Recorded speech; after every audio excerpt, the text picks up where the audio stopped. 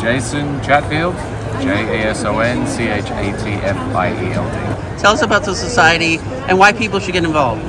Well, the National Cartoonist Society has been around since 1946. It is the world's biggest and most prestigious organization of cartoonists of all kinds, everything from comic strip cartoonists, illustrators, animators, graphic novelists, webcomic cartoonists, everything you can think of to do with cartooning and comics and illustration, all in one place. We have a lot of different members from different disciplines. We all have different chapters around the country, and we all get together every year for something called the Reuben Awards, named after Rube Goldberg.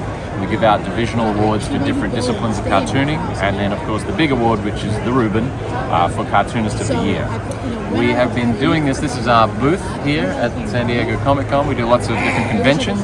We have a foundation, the National Cartoonist Society Foundation, where this is our charitable arm of the NCS, and we do all sorts of events, things like USO, tours, drawing for the troops, going to hospitals, drawing for the kids, raising money for good causes, and educational programs. All of the regional chapters as well also do local events to sort of raise awareness both of the art of cartooning, but also using our talents to lend them to good causes. Everything that we have sort of built as far as the National Cartoonist Society goes is really to champion the art of cartooning and to really bring it into the public consciousness, and also bring cartoonists together to learn from each other, to spend time together in what is a very solitary job, and really come together to celebrate each other's work. How has the society helped you, and how has it helped other artists?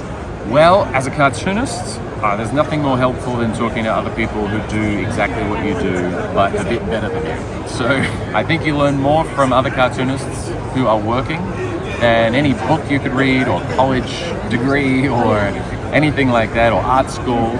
I think the biggest advantage for me was building a network of friends, and well, they started out as heroes and people who I was reading in comics and newspapers and all that, and I'm very lucky now to call a lot of them friends. And they're very generous with their time, cartoonists. They're not super competitive like a lot of other industries. They're very generous in sharing information and tips of the trade and tools and techniques. So I think that's probably the most valuable part of joining the organization, if you ask me.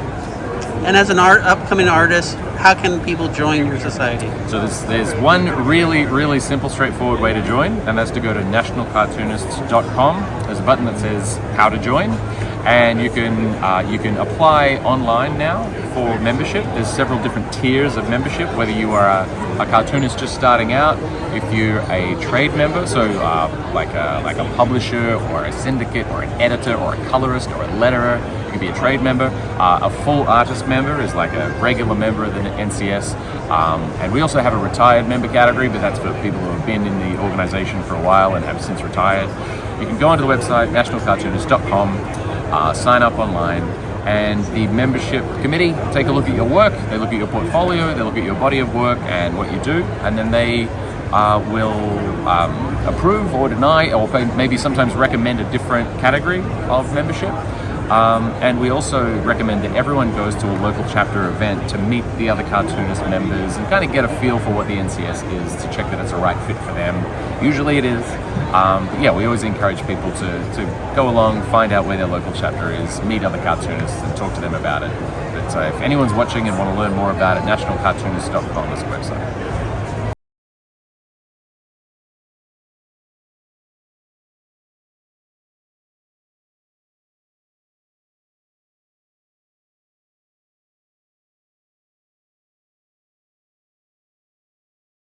Yes, my name is Parker Irish, first name Parker, Parker. I work with LM Treasures. I'm the vice president here. We specialize in life-size statues and prop rentals. As you can see behind me, we have superheroes here at Comic-Con 2023. And not only do we have superheroes, but we have dinosaurs, oversized animals, ice creams, pirates, from Star Wars, all kinds of oversized items. As you can see, these are very impressive. We've been in business 25 years. We're located in Fontana, California. We have about a 12,000 square foot facility. Huge showroom, so we're open to the public. You guys are more than welcome to come by Monday through Friday from 8 to 4. The address will be in the link, I'm sure, down below. And yeah, I hope you guys really enjoy what we brought to the show this year. And is it only rental? No one can buy stuff? Or? No, everything is also for sale. So we do sell and we rent. Our rental business is only local to the Los Angeles area within 100 miles. Sales, we ship around the nation. All our prices do include free shipping. So the prices you see here at the show or on our website do include free shipping. That's the great thing about us is we'll handle all the logistics wise to get it to you safely. And talk how your owner started this and why did she want to do this? Yeah, so my mom Linda started this company back in '99 with just one statue in the garage, and that was back when eBay came out. And she started off of eBay, sold one item, and it became a business for her. When I was 15, I started getting into the business with her as well, and then we blew it up together. We became a known supplier of life-size statues. That's what we're known for now. We're the largest distributor in the United States, and the owner has been a great mentor of mine, and her name is Linda Irish. I hope you guys get to be here one day and see the awesome stuff she helped us create. Tell us why people should come to your booth at any con, and also why they should come to your location. Absolutely. I think you guys should definitely come to our booth because it's something that a childhood you see on TV, and then you see these things in real life, you don't really realize the scale of them. The scaling of some items like the Hulk and the Thanos are such large items that you can't get the idea just from a picture. You have to see them in person.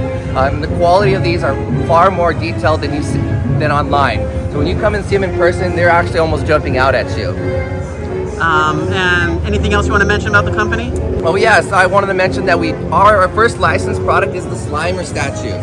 So that we created only 75 of those in the world. These are our first licensed piece that we created.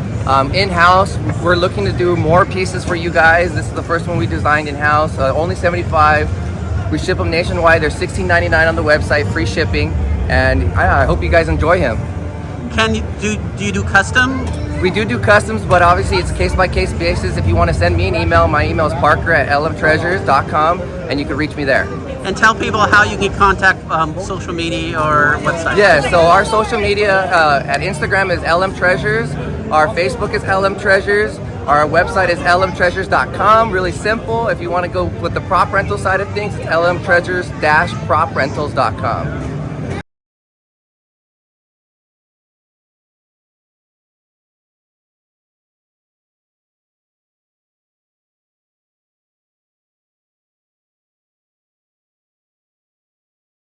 So tell me where you got the idea for this story and why do you want to create these graphic novels? Okay, well, I'm the writer on this story. The inspiration for it's actually the artist's creation. The artist is Joe Benitez, and the inspiration for it was actually at a convention, specifically at Dragon Con in Atlanta several years ago. And he got inspired by all the steampunk cosplayers. There were some really good steampunk cosplayers there. And he was looking at that and he said, you know what, it'd be really cool to make a world with that type of look and aesthetic. And so, yeah, and then this is Lady Mechanica now. Tell us about before the story starts and what's the first arc about this comic? Well, the story, it's steampunk, so it takes place in the Victorian era. And it's kind of a blend of Sherlock Holmes meets Van Helsing. So it's got a bit of paranormal, a bit of sci-fi, and a bit of mystery. Our main character, she wakes up one day and her arms and legs have been replaced with mechanical parts. And this is during the Victorian era. And she's trying to figure out what happened to her, who did it to her, and why they did it. And that's kind of like the running theme that's going through, the running mystery. And along the way, each story that we have is a different case or a different mystery that she solves to help other people. And what's your plan about the series? How long do you want to go, and what's your dreams about it? As long as we can. We have so many stories to tell, and also we do have an ending in mind that we'd like to get to, but we have a lot to tell before we get there. So we'll be publishing as long as we can. What would surprise the readers about your comic book? Well, a lot of people get surprised actually that it's, how would I say it? A lot of people look at it and think it's just eye candy, but we have a very strong female character that kicks ass. And so it's not just pretty looking. So it has a female writer on it.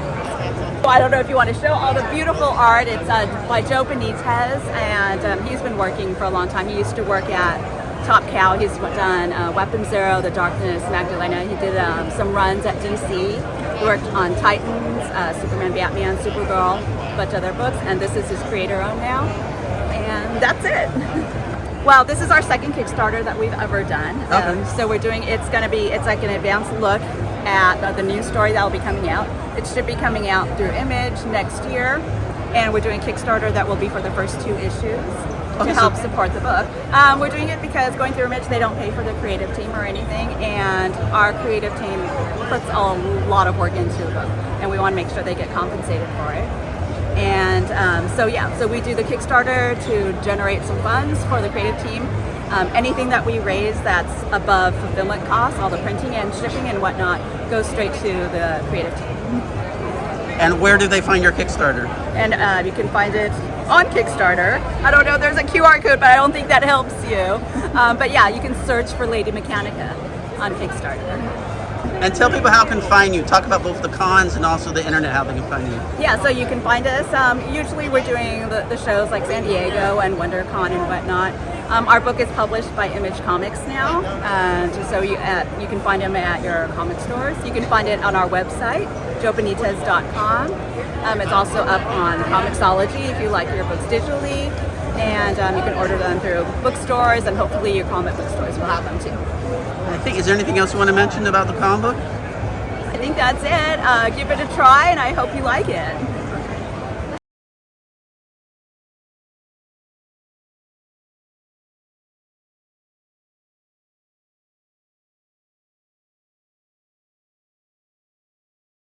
So my name is Jordan Greenstein, and my title is Project Manager of Makerspaces.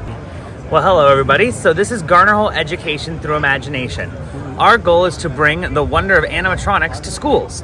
So instead of creating just a PowerPoint presentation, utilizing our specialized programmable animatronic and robotics kit for education, otherwise known as Sparky, this figure right here can encourage students to create, make, and explore the art of animatronics, robotics, STEAM and technical engineering, and much more, all with one individual robot. And extending off of that, we also have smaller, simpler to use kits. Students can create and make things like laser cut parts, animatronic birds, or things like this little fella. Hi, I'm Rad Jr., which stands for Really Awesome Dude. Junior! Want to make your very own me? Of course you do! With a Garner Hole and a Makerspace, anyone can make me, and so much more! Ask my friend how, and can someone please build me some legs? So tell me, when did you start, and who are you trying to contact? What is it schools, colleges? Just tell us the whole story. Definitely. So we started about 3.5 years ago, the education department. However, Garner Hole Productions themselves have been in business for well over 50 years, being the largest manufacturer of theme park animatronics in the world. So they make all the big animatronics for Disneyland, Universal, Knott's Berry Farm, and many, many more, all right in our factory in Redlands, and ship them across the country and all over the world. So Garner Hole Education was designed to be the extension of that, to bring that magical theme parkness to the students. So we not only partner with every level of education, from elementary school all the way up to the university level, to create makerspaces, but we also work with individuals for student programs, support, and much, much more. Our makerspaces aren't your typical room with a couple of small things and a few machines thrown in them. We build modern day manufacturing labs. So take the old idea of metal shop and wood shop, combine them with some modern machinery, and we're teaching laser cutting, CNC machining, vacuum forming, 3D printing, SolidWorks modeling, and much, much more, all at the elementary through university scale. Perfect. And what's your hope of expanding this company? Our hope to expand is to continue to bring these amazing programs to more and more educational institutions across the world, and to continue to develop some wonderful programs so these wonderful people at Comic-Con and many, many more can enjoy and create something truly unique all on their own. And if a school wants to be part of one of these programs, tell me how they can get in contact with you. Very easy. All you have to do is call our offices at 909-799-3030. Ask for myself or Jermaine. My name is Jordan. Jermaine is my counterpart in the sales world. And we'd be happy to work with you, come visit your school, treat you to come down to the factory for an in-person tour, and really just enjoy the experience and check out what we have to offer and how we can partner with each other to just benefit as many students as we can. And where can they find you? What other cons or what cons are you planning to go to? So we do plan on being at San Diego Comic-Con next year. You should definitely check us out at IAAPA in Florida. We'll be there. It's going to be the world's largest theme park convention, as well as several other education-based conventions that are going to be in and around California. And we have many, many other events coming up, and I strongly recommend you check out our website at garnerholeeducation.com. Please follow us on Facebook, Instagram, Twitter, and catch all the latest news on our upcoming camps and programs. Anything else? I think that's it for now. Thanks for visiting our booth here at Comic-Con.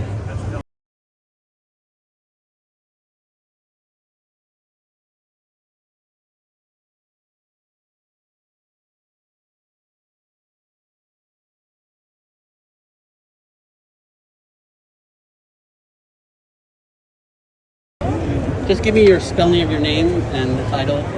RUSSELLNOHELTY, Russell Nolte, Wannabe Press. So tell me the concept of this book and why did you have to create it? Sure, so Cthulhu's Hard to Spell is an all-ages appropriate Lovecraft anthology about the gods and monsters of H.P. Lovecraft. We started it for a couple of reasons. One, there is very little about the mythology outside of the Chaosium game. And look, I love a good role-playing game as much as the next person, but I have a limit of how much spell DC and like how much like lists of monsters that I can look at. So I wanted something more narrative and interactive. And I also, we do a lot of bloody books, and our fans asked us for something that they could show to their kids, they could enjoy with them. So we made a book with no cursing, sex, violence you wouldn't see on Saturday morning TV, or cursing. And Lovecraft is perfect for that because he doesn't have like a lot of blood, sex, violence, or cursing in his work. So it was very easy to maintain the style and spirit of his universe and add our own kind of spins on it. And tell me more about the book series. So each book is 30 to 35 stories about the gods and monsters of H.P. Lovecraft. So there are horror stories, but there's also fantasy and sci-fi and mystery and comedy and slice of life. There's stories from everything, but the focus is on the monsters themselves. And tell me how they can find it. Sure, so you can find us at conventions. We don't do that many anymore, but you can find us at russellnolte.com or wannabepress.com or on Kickstarter. We usually run 4 to 5 Kickstarters a year. And you mentioned you do other bloody series. Tell me about those series also. Yeah. So my main series is called Ichabod Jones Monster Hunter. It's about a psychopath that escapes a mental asylum and becomes a monster hunter, but doesn't know if he's killing monsters, humans, or it's all in his head the whole time. Usually I bring it to conventions, and then but you can also find it at russellnolte.com and wannabepress.com. So tell me about your booth and your books. Hi, my name is Todd Fahnestock. Fahnestock is my last name, and I'm an author. I write edge-of-your-seat epic fantasy novels. This is my Threadweaver series. Now, when I say Threadweavers, I want you to think magic user, think wizard. That's what they're called in this world, okay? So we have 2 main characters, this 18-year-old girl and this eternal man, okay? So we'll start with her. She's just a young woman in a small town. She would like nothing more than a normal life. But that's not gonna happen for her because she's the first Threadweaver to arise in 100 years. Now, 100 years ago, there were lots of these Threadweavers. They misused their magic and they just about destroyed the world. Essentially, what they did was they created this magical nuclear war that sucked out all the magic from the lands, wiped out all the Threadweavers, and killed 80% of everybody else, okay? So it was this cataclysm that shook the world.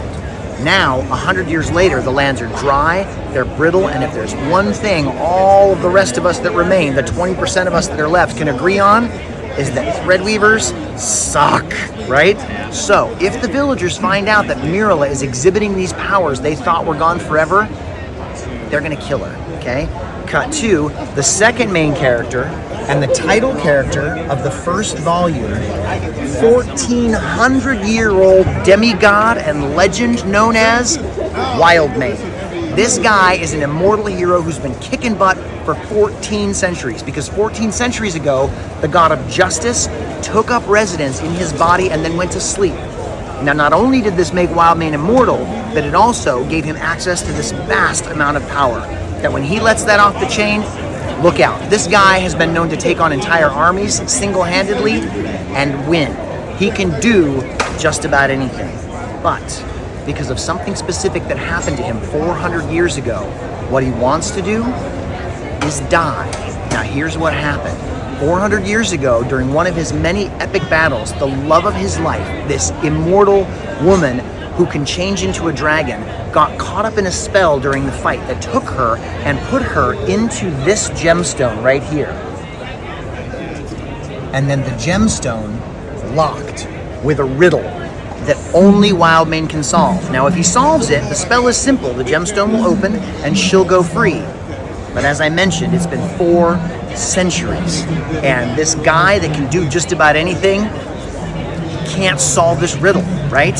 So he hates himself. He has lost all hope. He is languishing in a castle by the sea and he wants to die. Now these 2 main characters come together and they embark on a journey across the lands to bring magic back to the world. That's Threadweavers. What do you hope the readers get out of it, and what will surprise the readers also? Well, if the reader loves high fantasy with deep world building, complex characters, and a fast pace, they're going to love what I do. I do edge of your seat epic fantasy. Do you go to most cons, and how can people find you on the internet? Well, there's a lot of cons. You can find me at toddfonestock.com, and I go to as many cons as I possibly can. I'll be in the LA Comic Con this year, and I go to Planet Comic Con in Kansas City, Fan Expo in Denver. I go to a lot of cons. So yeah, you can find me usually in the Western region at least. Why not? Why is it good for an author like you to go to cons on a constant basis? You know what? My main goal is to get my books into the hands of people who love what I do. So my main goal of going to a con is to meet readers face to face. People who love to read, love to immerse themselves in a fantasy world and go on an adventure that moves at a good clip. That's what I'm hoping to do. And what's your hopes and dreams about your book series for this? Oh, goodness. Well, you know, movies, expanding the stories as wide as I can, shows, that would be really, really great. But mostly just getting the stories out there, like having people love them and read them and tell other people about them. So yeah, so to find out more about me, toddfonestock.com, that's TODDFAHNESTOCK.com. All one word. You can find all of my books there. You can find descriptions about my books. Also, a pop-up will happen. It looks like this, and it will sign you up for my readers group. I send out an email twice a month to tell you where I am, what I'm doing, fun things I'm working on, and sometimes I ask for beta readers. So if you know what that is and you want to sign up for my readers group, that's the best way to keep up to date on everything that I'm doing.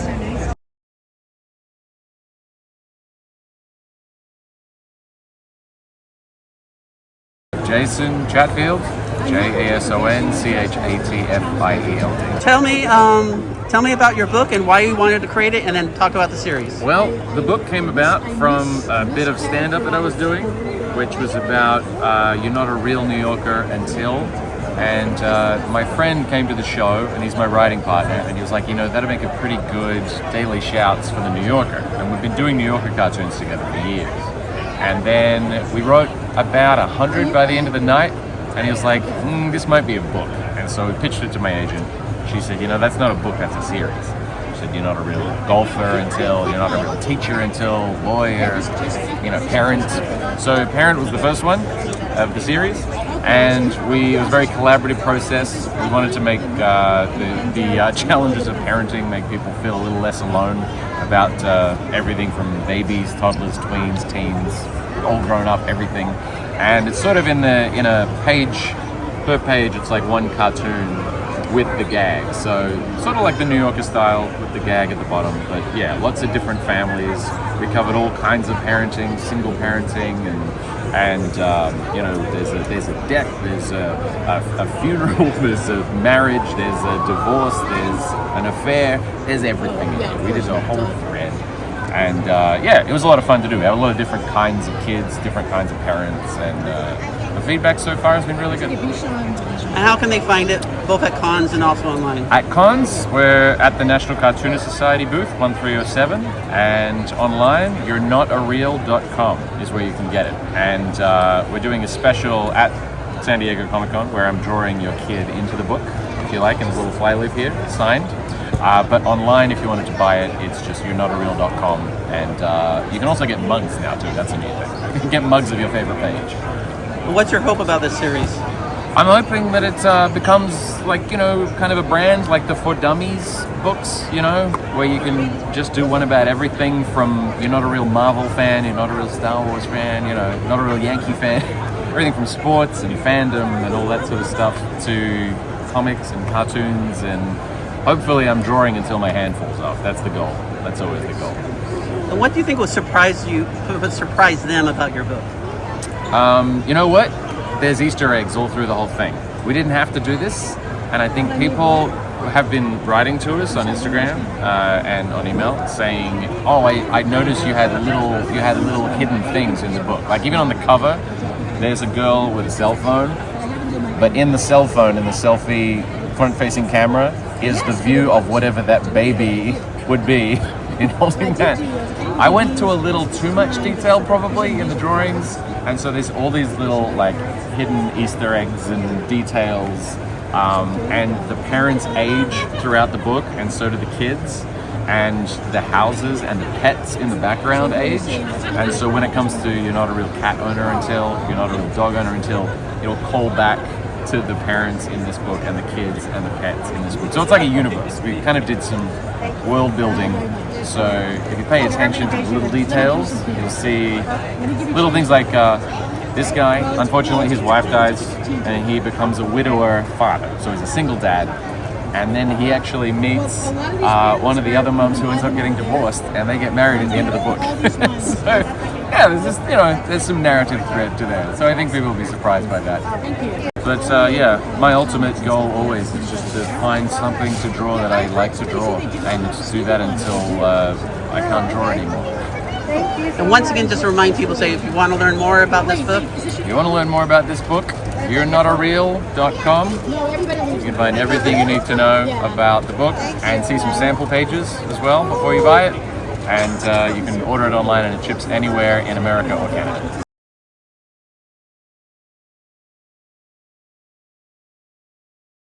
So tell me who you are and what the company is.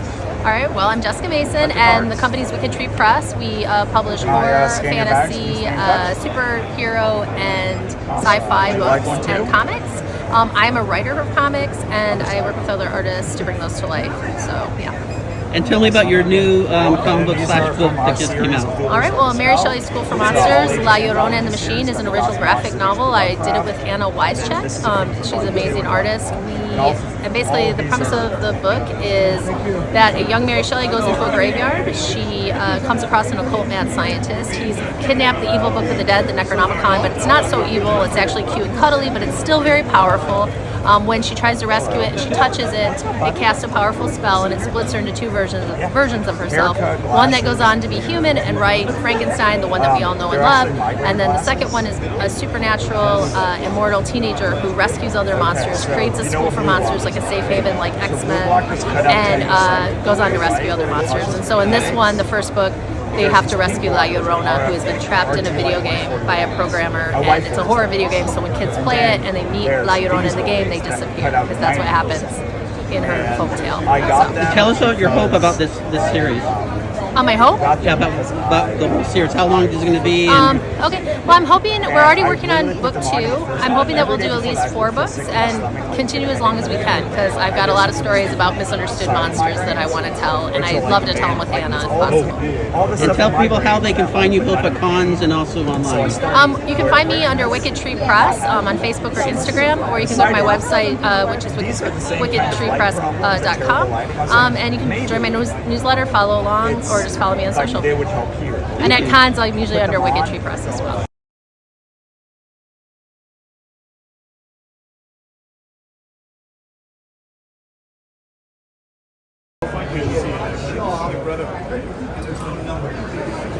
So tell me about your nonprofit and the event.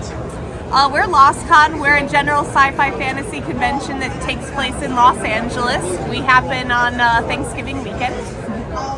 And tell us about all the activities that happens during it. Sure. We're kind of like Comic-Con but chill. So we do panels. We have a science track, science fiction track, fantasy track, how-to, which includes all of the media, like how to make comics, books, movies, and anything in between. And we have a fandom track, so we do things like Filk. We have a game, board game, and video game room. We show films, we do an ice cream social, we do cosplay, we have a masquerade on Saturday nights, and then we have parties all night long in all the rooms.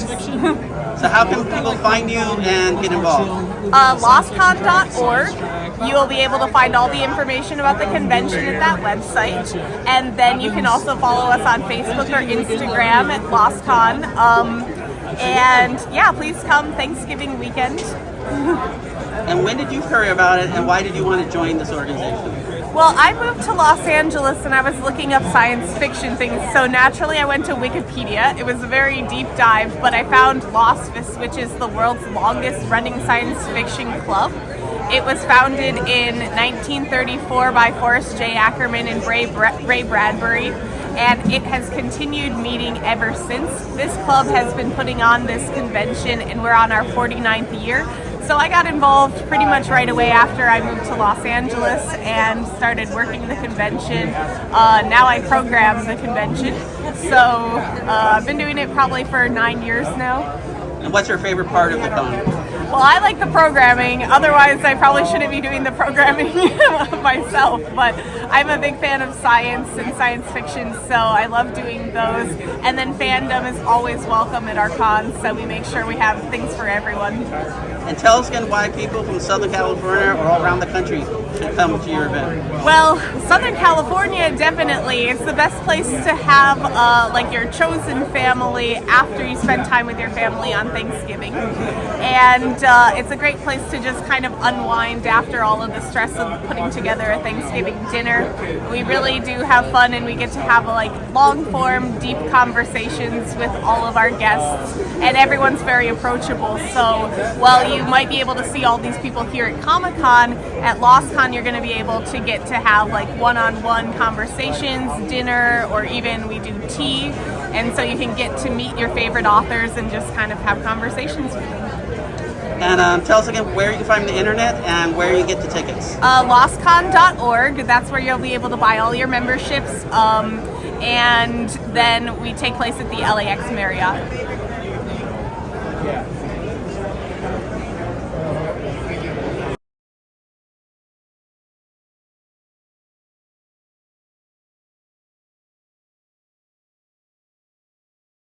Chuck started out as a fine artist, going to Chenard when he was 15, 16, 17 years old, going through the fine art program. There was no animation school back then. And for him to get through art school and then fall into the Depression in 1929 and need a job, then all of a sudden he finds animation and gets to bring this incredible fine art background into something like animation, as well as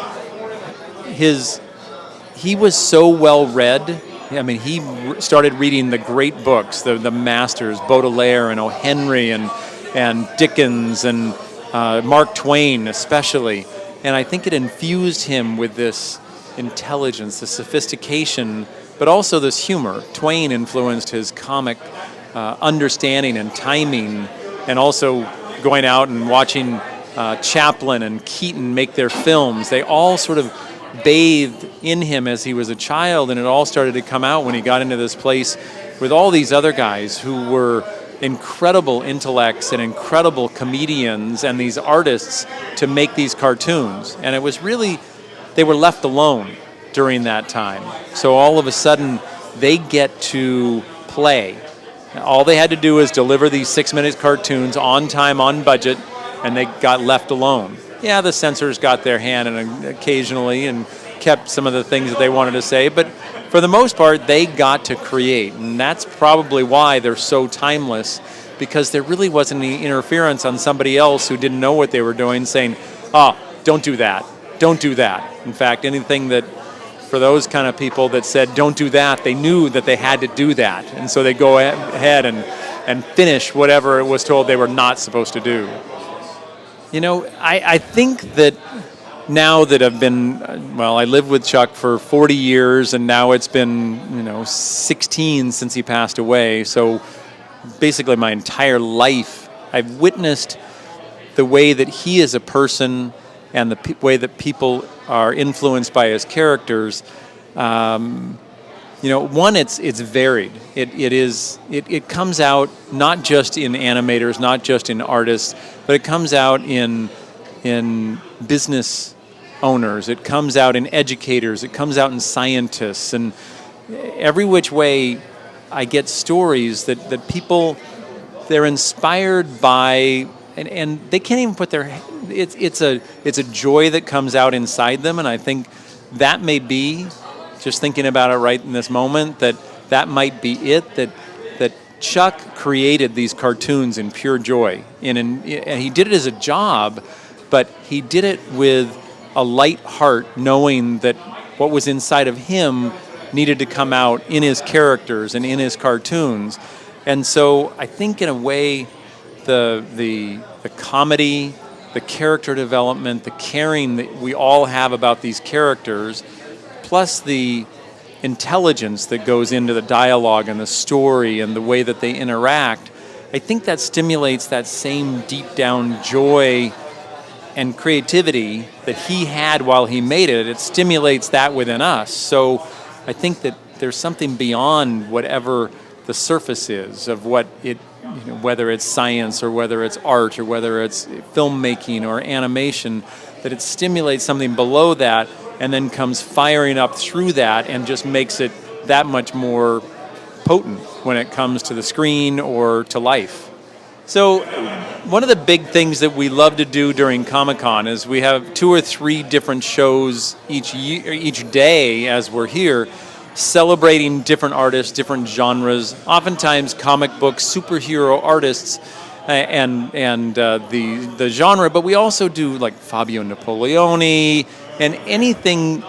Really, there's memory, there's emotion, there's character in there, and I think that's really the core of what Chuck was all about. He was about character. He was about building the character and developing character. He said, if you start with great character, everything else takes care of itself. Now, you need great story and you need great art. The art design, the layout design, the production, everything. But he said, the character is everything. And so really we celebrate characters each and every day, 2 and 3 times a day, with different artists who are bringing from inside of them out in all these different characters, whether it be Star Wars or DC Comics or Marvel or Looney Tunes. It's really about developing the character and having the artist put themselves inside of it. So with these, what we call homage artists or tribute artists or whatever we want to call them, these are artists who have been inspired by Chuck in some way, and they're inspired by Looney Tunes. And we never ask anybody to be Chuck Jones. Don't paint like Chuck Jones. We want the characters to be on model. We want characters to be the characters that they are, but Chuck was very clear. He said, don't walk in my footsteps. Figure out what you're passionate about, what you're all about. And if you want to play with the things that we do, like the Looney Tunes characters, then basically we tell them, make them yours. So like tonight with the graffiti artists and the other Dan Bowdens and Dan Killen and Mike Kungels, all these artists who have their own style, their own careers, but love Chuck, are inspired by Chuck, we then tell them, look, use the characters, see how they will act in your artwork, and then you will have honored Chuck because that's what he wanted. I think, my biggest aha moment today is when I was talking to James, one of the graffiti artists, and I asked him why, he picked Wile E. Coyote. And he said, well, Chuck Jones was such a huge influence on graffiti art. And it really took me aback. I had no idea that there was any correlation in their minds as famous graffiti artists that there was this inspiration. He talked about the movement and the body work and the way that the joints all work together, and seeing all of the mechanics, and that there's a real bone structure inside. And that was really important to Chuck. And I had no idea that sort of angularity influenced the graffiti movement in such a big way. I mean, I once again am shocked, as I get shocked quite a bit, that everywhere I go, Chuck seems to have inspired or influenced almost every part of our culture. Well, I think experiencing Chuck Jones, and certainly within all of the companies, with the Chuck Jones Gallery, the Chuck Jones Publishing, the Chuck Jones Center for Creativity, it's all about being a part of the Jones family. And I don't mean my family. I mean, I look at this work of art that was done by my grandfather for my mother when she was 15, and so it all seems to feel like it's tying together. But there's a bond of humanity, that family essence, that when you walk in, you're greeted with a smile, you have a memory, you've got a good feeling about where you are. And if you walk away with a memory, if you walk away with an experience and somebody has lightened your day, then anybody in any part of our company, whether it's from me to the Center for Creativity, to the teaching artists, to the people who are presenting artwork, if they brighten someone's day, then they've made the world a little bit better. And I think that's really what Chuck was trying to do, is to lighten the hearts of people throughout the world for his entire career. I had to tell this story because I have this thing in my heart about people being heroes, people stepping up and doing what's right. I think when I really started writing, putting it together in the sense that it's like this is going to go somewhere, was when I was attending the University of Arizona as a theater major. I love theater. I love the idea of the words being put together to create not only just a story, but the specifics of a human being's thoughts and feelings. I knew I was a storyteller when I started figuring out the thoughts and the feelings of the characters that I was playing. And at a certain point, that process of taking the page to the stage, at a certain point, I wanted to put my own ideas, my own thoughts and feelings into characters and have them say things that I was feeling. I wanted to do that. That's where it started happening. Okay, so I don't know exactly what my first comic book was, but I know that it was probably a DC comic. I was about 6 years old, and I hung out at my grandmother's house a lot, and she had this box with her sons, my uncles, comic books, and she'd say, "Read, go ahead, go ahead, mijito, read those." And I would look at the pictures, and because I was 6 years old and still at the beginning of reading, the process of reading, what I didn't understand, the pictures explained. And really, interestingly enough, I started falling in love with the artwork. And then beyond that, I started to I wanted to draw, and I started drawing. I started teaching myself more and more, and that became my passion. The Legend of El Lobo, the idea of the character, the story, was born when I came to Los Angeles in the 1990s as an actor. A friend of mine says, "Hey, did you ever think about creating a character for yourself?" And I went, "Yeah, I could do that. Instead of always auditioning and waiting to be picked, create my own project." And because, like I said, I had a background in drawing comic books, wanting to be an artist, and having collected them, I created the character, the movie project that I wanted for myself as a superhero movie. The main story of The Legend of El Lobo is Rico Santiago, a comic book artist, has the power to turn into an 8-foot Aztec warrior who can also take the form of a wolf. And in Spanish, when the conquistadors see this character many, many years ago, they say, look, mira, el lobo, the wolf, and the name stuck. He draws a comic book to keep the kids out of gangs in his neighborhood where his father was killed. And what he doesn't realize is that he turns into this character, fights the gangs that had killed his father, and then takes these images from his experiences. He doesn't remember it all. He writes the next issue of his comic book. The kids love it, but the gangs are like, this is like basically reporting what actually happened. He's either there, he has something to do with it, and you have that conflict, gangs versus somebody who's trying to keep the kids out of gangs. And he doesn't want to kill when he realizes that he becomes El Lobo, and he wants to find a way to help, to maybe be a hero, but without the killing. And so what he has to do, he realizes, is let go of the rage for the death of his father that lies in his heart, and then he will be able to control the power and better able to help his community. Two characters of the legend of El Lobo, the secret identity, if you will, the Clark and the Superman. We all know through history that in 1520, Hernan Cortez, the conquistador, Spain, conquered the Aztecs.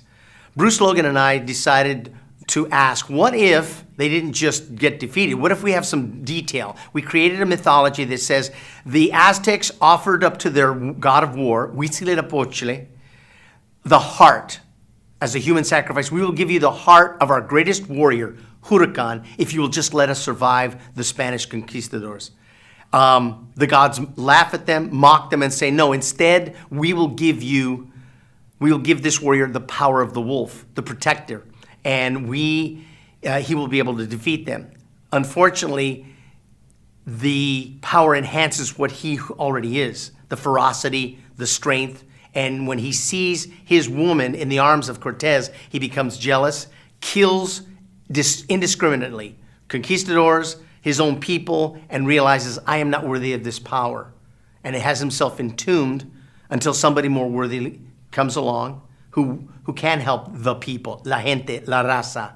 And so the conquistadors win, and we all know that the Aztecs disappear, and we have Mexico City and Mexico. Cut to 500 years later, Rico Santiago, a young comic book artist whose dad was involved in gangs and was killed, doesn't want that life for himself. And so he uses his artistic abilities to draw little rags, little comic books that basically say, stay out of crime, stay out of gangs, crime doesn't pay. And then he is introduced to a woman who introduces him to that story of El Lobo from the past, who introduces him to a tomb, a hidden tomb in Mexico, in a pyramid that where the spirit recognizes he's trying to do good for his people. It goes into him, and when he goes back to East LA to continue to draw, now he's inspired, draws the character of El Lobo, and then turns into him, and then has that conundrum of how do I let go of the anger that I have for the gangs that killed my father in order to help these people. The first big story arc would be, oddly enough, it's the backstory. You know, we can't really have Rico Santiago, the comic book artist in East LA, just becoming this giant warrior without understanding where this comes from. And so that big arc, the original arc, is based on history. We know circa 1520 that Spain came to the, what is now known as Mexico, and that they conquered the Aztecs, and that there was a woman involved in the translating from Spanish to Nahuatl, they speak the language of the Aztecs, and her name was either, depending on what you hear, Doña Maria, Malitzin, and now also known as Malinche. She's considered in modern terms, she's referred to as a traitor, because it was because of her translating that gave Hernan Cortez the ability to communicate, find out more, and she also gave information, it's arguably stated, and she did bear his children, so she slept with him. Bruce Logan and I decided, what if, and that's how stories begin, what if, and the imagination kicks in, just before this major battle, right, what if, as I said, they asked their gods to help them. We'll sacrifice a warrior, our greatest warrior, let us survive. They said, that's foolish. Why go do away with the person that we can help? We'll enhance him. And so he is enhanced, Huracan, the greatest warrior, and he becomes El Lobo, the first one. But he doesn't handle it well. And then he is put away in a tomb, And the spirit of that power rests until 500 years later, present day, someone comes along, and that is Rico Santiago.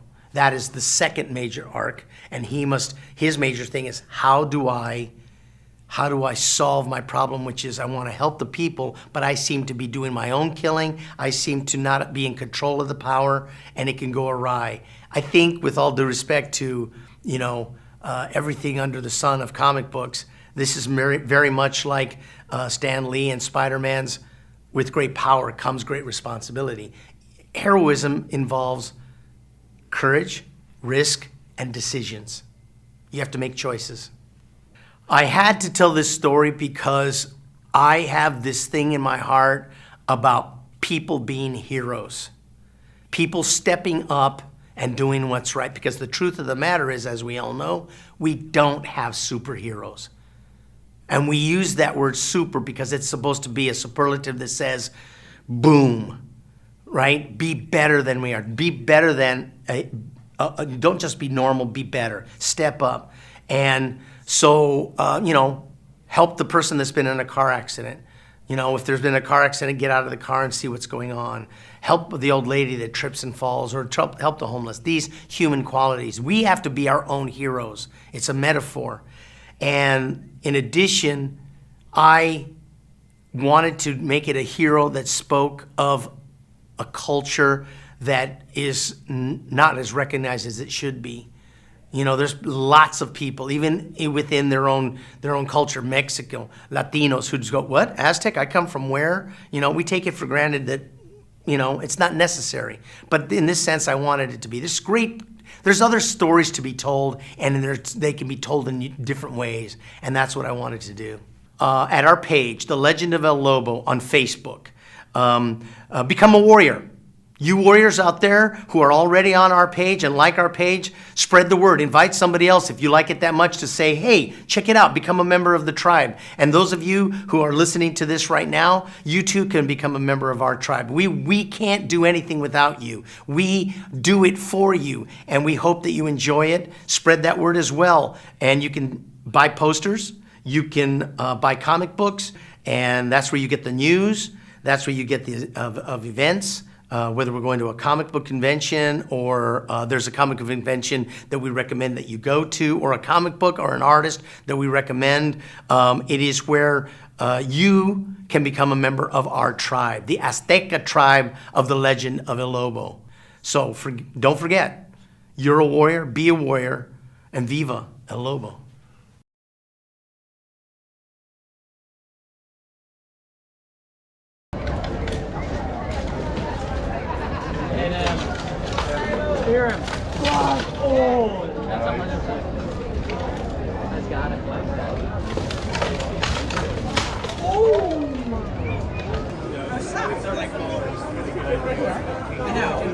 Hello, my name is Jeff. I'm a member of the Kingdom of Terra Nu, which is a part of the Adrian Empire, a nationwide society for recreation of medieval times. We go from 729 BC till 1625 AD, and which is roughly around King James the First. And then we do everything from live steel combat, which I'm a profuse member of, and to arts, archery, sciences, and ministerial duties. We do everything, as you can hear outside, there's a lot of live steel going on, where we use actual blunted steel swords to hit each other with, wearing full plates of armor. If you have if you'd like to come by and see us, please feel free. Morley Field every third Saturday of the month. And then we have a special event going on in October as part of the Las Vegas Renaissance Fair. It's the International Steel Tournament, and it's where champions from all around our group, plus local champions, meet up and duke it out to see who's number one. So if you're further interested in checking us out, please visit www.terraneweb.com. adrianempire.org. We would love to have you at one of our events. Thank you very much.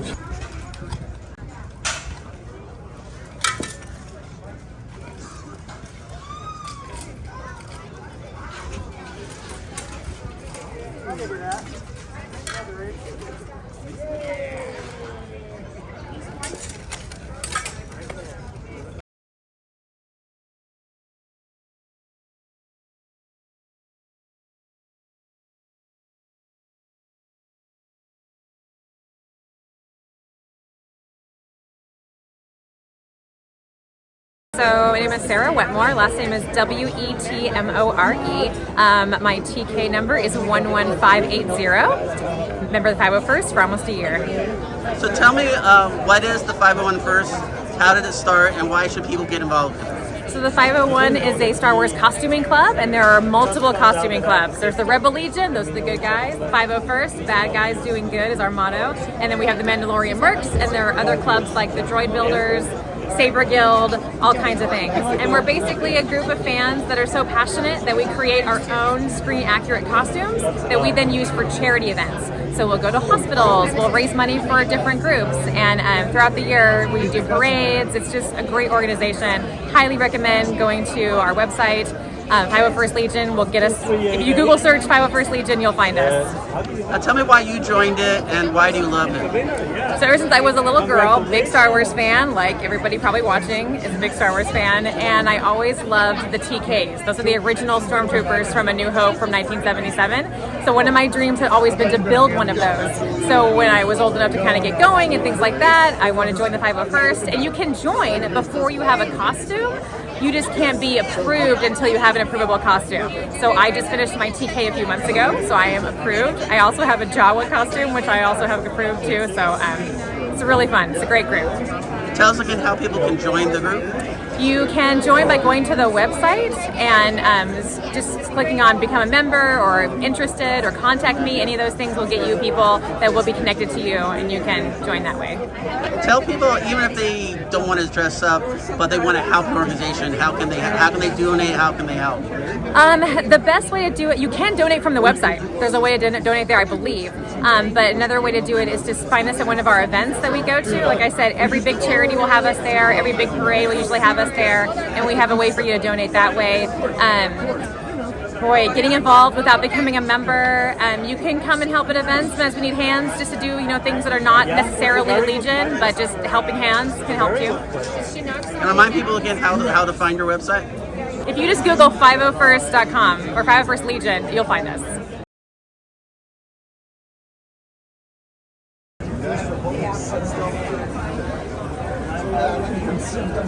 Hello there.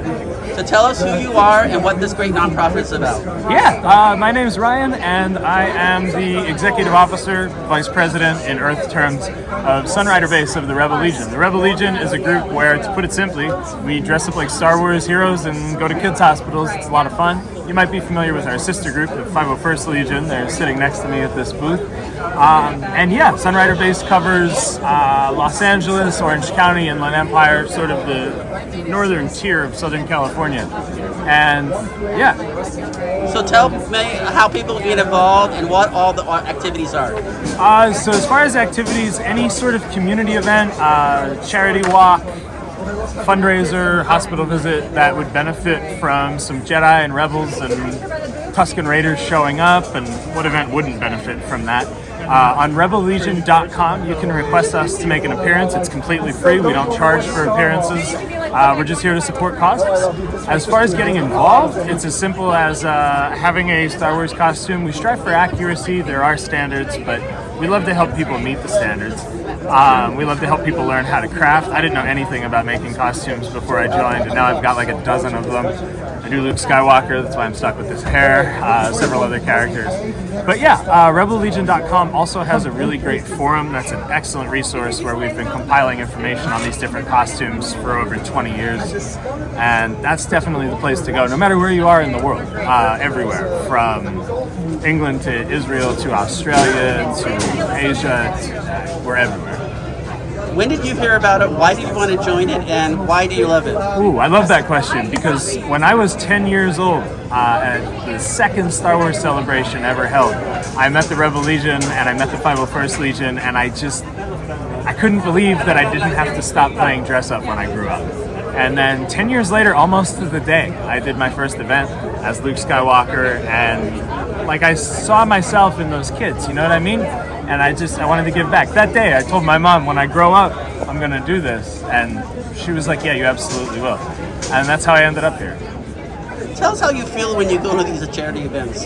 Oh man, I mean, if there's anything that feels better than going into a kid's hospital room in the pediatric oncology ward and handing them a lightsaber and telling them that the Force will always be with them, I don't know what it is. I don't know what could be better than that. The only thing that I could think of is maybe meeting the love of my life while dressing up like Star Wars characters, which is exactly what happened. I mean, I got engaged at a Rebel Legion meetup. It's just the Force has permeated every part of my life thanks to this club, really. So if people like what you guys are doing, how can they get involved as a member, or how can they also help just donation-wise? So donation-wise, here at Comic-Con, we're collecting for Starlight Children's Foundation, but usually our charity work is more of an outreach thing, so we'll show up at your event. If you're organizing a charity event and you want us to come, again, rebellegion.com. If you want to join, also rebellegion.com. Just check out our forum, and if you happen to be in the Southern California region, search for the Fulcrum Initiative group on Facebook. That's kind of our onboarding thing. We have meetups where we get together and work on costumes. Let's say you want to make a Jedi, but you don't know how to work on a belt. There might be somebody at that meetup who makes belts for a living, perhaps, who can help you with that. And that's an excellent resource. So if you are local, San Diego has them as well. The Fulcrum Initiative is the way to go. And tell us how you can find your organization in the social media and internet. Rebellegion.com. I think we're official Rebel Legion on Instagram, the Rebel Legion on Facebook. I mean, Rebel Legion, we're the good guys.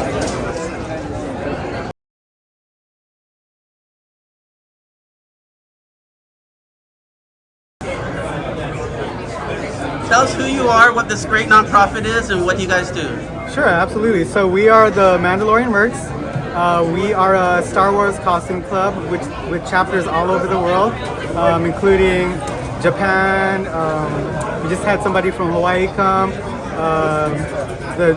South America, all over. So Europe, we have members all over the world, and basically what we're about is we are here to educate everyone to build Mandalorian armor. And so that's one of the things that we really focus on, teaching people how to either 3D print or shape and mold using different materials to build Mandalorian armor, because we believe that when there's more Mandalorians, we're stronger together. And so some of the work that we do is once you create your costume or your kit, we want you to actually use that armor to go out and inspire other people. So we do a lot of charity work.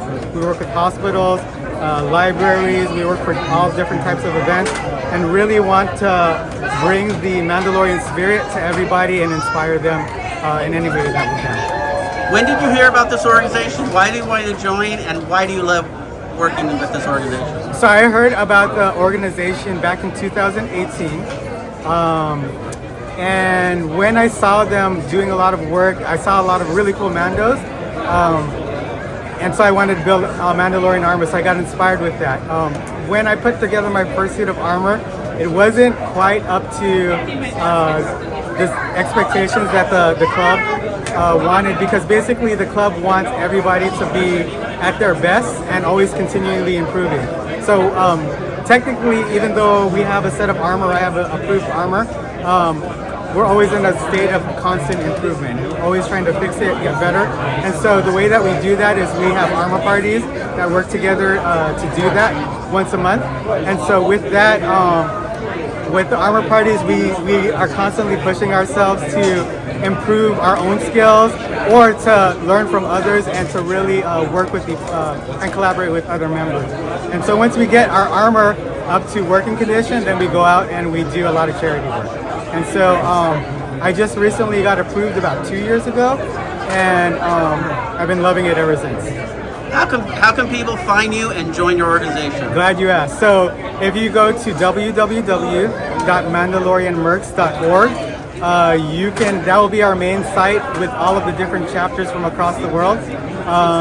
If you would like to request our appearance, completely free. We do a lot of volunteer work, and if you have a charity event or some type of event that you would like us to appear at, you can make an account on the mandalorianmercs.org website and then post requesting our presence there. If you are looking to make armor, you can once again make an account and then post on the introduce yourself, and we'll get you in contact with a local chapter that will get you started with making your own very set of Mandalorian armor. And tell us the website one more time. Sure, it is, and I'll show it to you. So it's mandalorianmercs.org. And if you are local to San Diego, look us up, Haran Galar Clan. We're also on Facebook. We have a Facebook group there as well.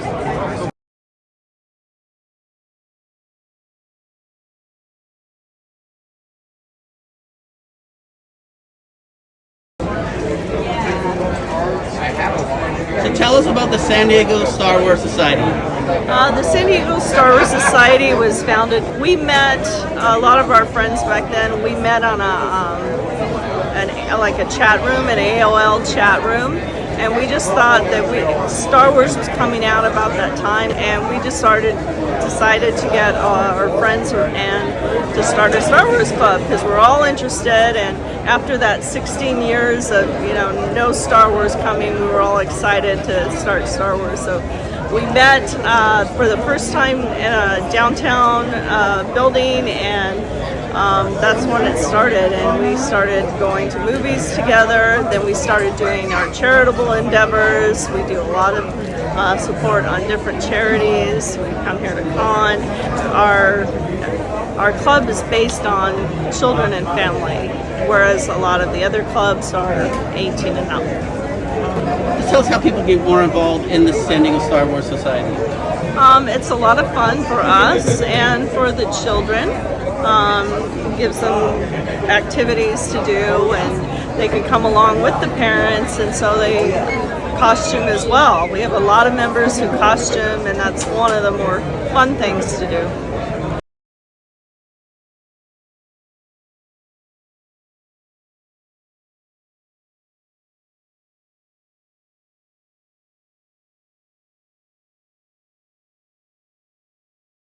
My name is Anthony Wills. I am the Pediatric Service Liaison for the West Coast Avengers in Northern California. So when did you fall in love with comic books, and why do you like them so much? Well, I fell in love with comic books as a child. I liked them so much because it was a ways of escaping, and the stories were very interesting and were compelling, and it was just a moment where I could just block out all the things from school, everything that was happening at home, and just focus on something that was kind of fantastical. And how did you get into cosplay? Well, I kind of got into cosplay because I wanted to actually do community service, and I was with one of my friends who went to a panel that was focusing on doing community service and cosplay, and thought that might be a great vehicle for being able to serve my community. How did you find Avengers Initiative, and why did you want to be part of Avengers Initiative? Well, I found the Avengers Initiative through a set of friends who were already part of the Avengers Initiative. I was a part of another club at the time, and I was already doing Marvel-type costumes, and he said that this would be a good opportunity to be able to branch out a little bit more in terms of what I was doing in terms of community service. And tell me more. Tell me why the Avengers Initiative is such a unique organization. Well, I think the Avengers Initiative is a unique organization because of one, it's a smaller organization, so it's much more intimate in terms of who, the numbers of people that are involved in the club itself. And one, it's a lot of face characters too, so there aren't a whole bunch of characters that are exactly the same. You are always participating as one unique character for whatever event that you're doing. And talk more about just what they do, where they go, especially about the hospital visits. Just tell me what the unique visits that you guys do. There's a lot of unique visits that the Avengers Initiative will actually do. They do everything from hospital visits to actually going out and doing parades, doing other community service events such as fundraisers. They actually participate in a lot of national events such as Free Comic Book Day as well. So there's a wide variety of events that the Avengers Initiative actually participates in. And what are your favorite events? My favorite events are the hospital visits. It's a chance to really get in close and intimate with children, be able to hopefully brighten their day, brighten their family's day, put a smile on their faces, and just bring a little bit more joy to the world. Tell Marvel cosplayers why they should get involved in Avengers Initiative. Marvel cosplayers should get involved in the Avengers Initiative because it's a natural extension of what you're already doing. You already have your costume. You're already going out in public and participating in cons and interacting with the public. This is just a different way to be able to do it, and it's a way to pay things forward at the same time. So you're able to go out in your costume, provide a lot of happiness and joy and laughs to people who are in desperate need of them and aren't able to necessarily get to the venues that you usually will frequent. Anything else you want to talk about the Avengers Initiative? The last thing I would probably say about the Avengers Initiative is that it's definitely a very special group to be a part of. The people who are involved are very committed to servicing their communities. They have a passion for trying to bring just a little bit more light to the world. Name is Kevin Nagata, or otherwise known as Kato Trooper on Facebook, and I am the HXO, the head executive officer of Avengers Initiative. So tell me about how you fell in love with comic books. I'm not much into comic books. I was more into toys, and from the toys, especially something like this, when I saw this, I was amazed at it, and then my friend Jamie Baird made this, and I was just so impressed. So he finally got this to me, and I was more than happy. It was amazing. I just love this costume. And tell me more how you got into cosplay. Getting into cosplay was a pretty easy shoe-in because I always loved Halloween. So I loved dressing up in costume. And when I found out that there were organizations and groups that did this on a charity basis, and it was just so amazing that I just thought I'd jump into that. Tell me how you got involved in the Avengers Initiative. I got into Avengers Initiative because Mark Chu Lin asked me to open up a chapter in Hawaii. So I did that, and from there it branched out where nationwide there were groups in Texas and the East Coast and the West Coast, and it was really something to look at. From there, we just expanded doing charity work. And tell me about the charity work that the Avengers Initiative does. Avengers Initiative on a national level does charity work with hospitals, but on a local level, like I'm from Hawaii, we're Avengers Mid-Pacific. And what happens there is that we've done things with Make-A-Wish Foundation, Shriners, several of the hospitals. We've done it with Children's Hospital and Hawaii Children and Youth Day, which is what I'm a chairman of right there, to bring cosplay to the children of Hawaii. And tell me why you like the Avengers Initiative. I like the Avengers Initiative because of the organizations that happen and the charities that go along with it. From just attending many of the volunteer events, it just gives a feeling of satisfaction when you see a kid smile because you're in costume, and it just has a special meaning to them. And tell people why, if you're into cosplay, why you should get involved with the Avengers Initiative. Well, if you have a Marvel costume, you should think about Avengers Initiative because of the opportunities that lie in different conventions and charity work that is available. So if you want to get active in the community, Avengers Initiative is a great start, and all you need is a Marvel costume. To get involved with Avengers Initiative, you could look it up on the Facebook under Avengers Initiative, and you would find a scan code that would be able to show you how to get in. So first, tell me when you fell in love with comic books. Actually, I've just gotten into comic books. I started reading comic books in the last 2 years, but I have loved superhero movies for a long time. And they have led me into comics to find out the origins of those stories. How did you get involved in cosplay? I got involved in cosplay. Originally, I cosplayed back in 1996 or so at an X-Files convention. And then I started having a family, and time and things like that got in the way. So my daughter, when she was 10 or 12, wanted to start cosplaying, and I decided to pick it back up. Tell me when you found out about the Avengers Initiative, and why did you want to be part of it? I found out about the Avengers Initiative through a friend of mine I had met we cosplayed a mutual character, and I really liked what she was telling me about the service aspect of it. It had never occurred to me that you could do that kind of service in your costume. I thought it was just dress up, go have fun at conventions, so that gave it a whole new dimension for me, and I really enjoyed being able to give back that way. Tell me more about what the Avengers Initiative does. So the Avengers Initiative is a community service group, and we do just that, all sorts of community service. We do pediatric inpatient visits. We participate with hospitals and other medical facilities that do outside events for siblings and the family members who also need kind of relief from their day-to-day when they have a kid that's in the hospital. Additionally, things like Ronald McDonald House, we will go visit there.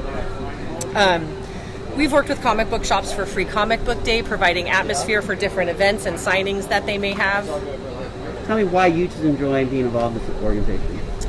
I enjoy being involved in this organization because when my daughter was born, she was in the hospital. And I know a preemie wouldn't get much out of a superhero visit, nor would a parent of a preemie necessarily, but to see that I could bring some happiness to people that were in the situation I had been in. She was in the hospital for over a month when she was born. That really spoke to my heart to go out and make a difference and just bring a smile to someone's face who doesn't have a lot of opportunity or reason to smile. And tell people why other Marvel cosplayers should get involved in this organization.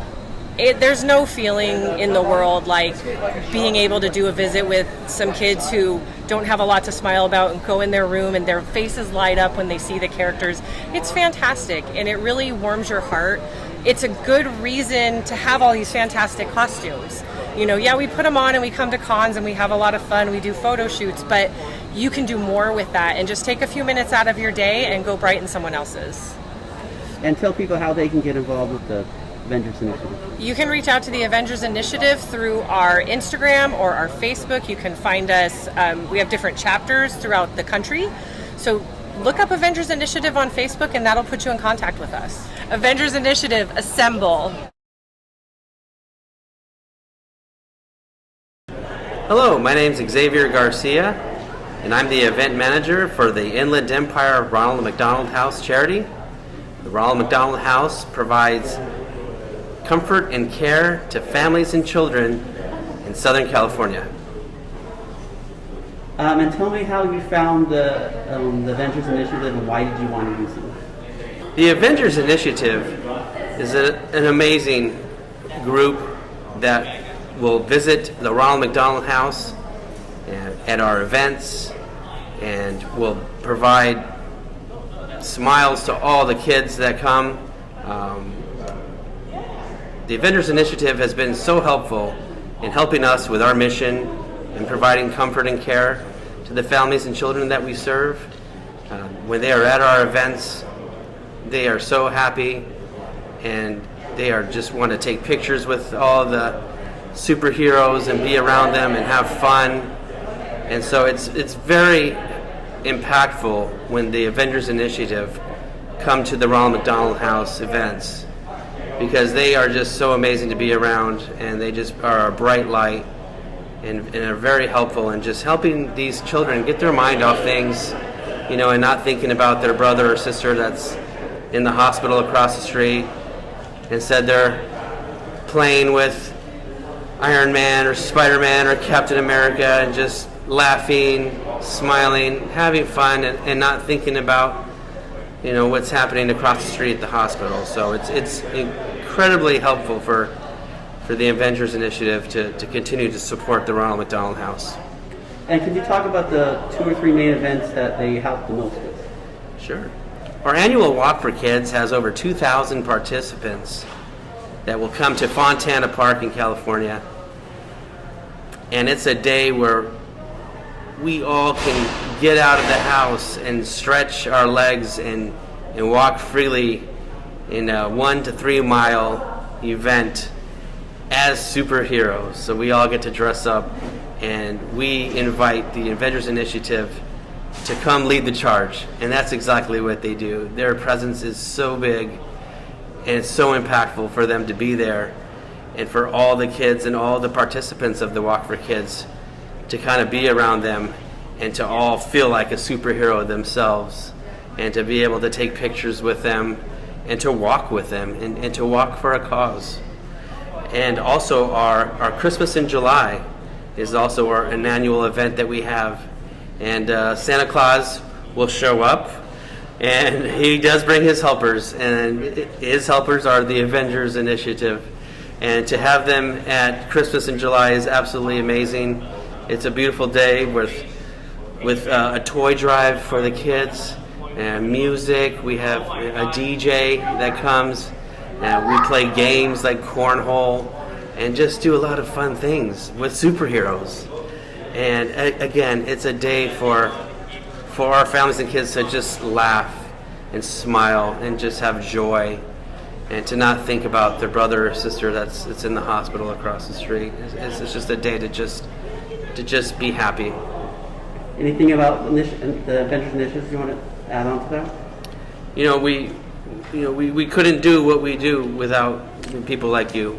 Without the Avengers, being there to help us with our mission and providing comfort and care to the families and children of Southern California. Thank you so much. So my name is Arthur Noche. I'm a child life specialist for Miller Children's Women's Hospital in Long Beach.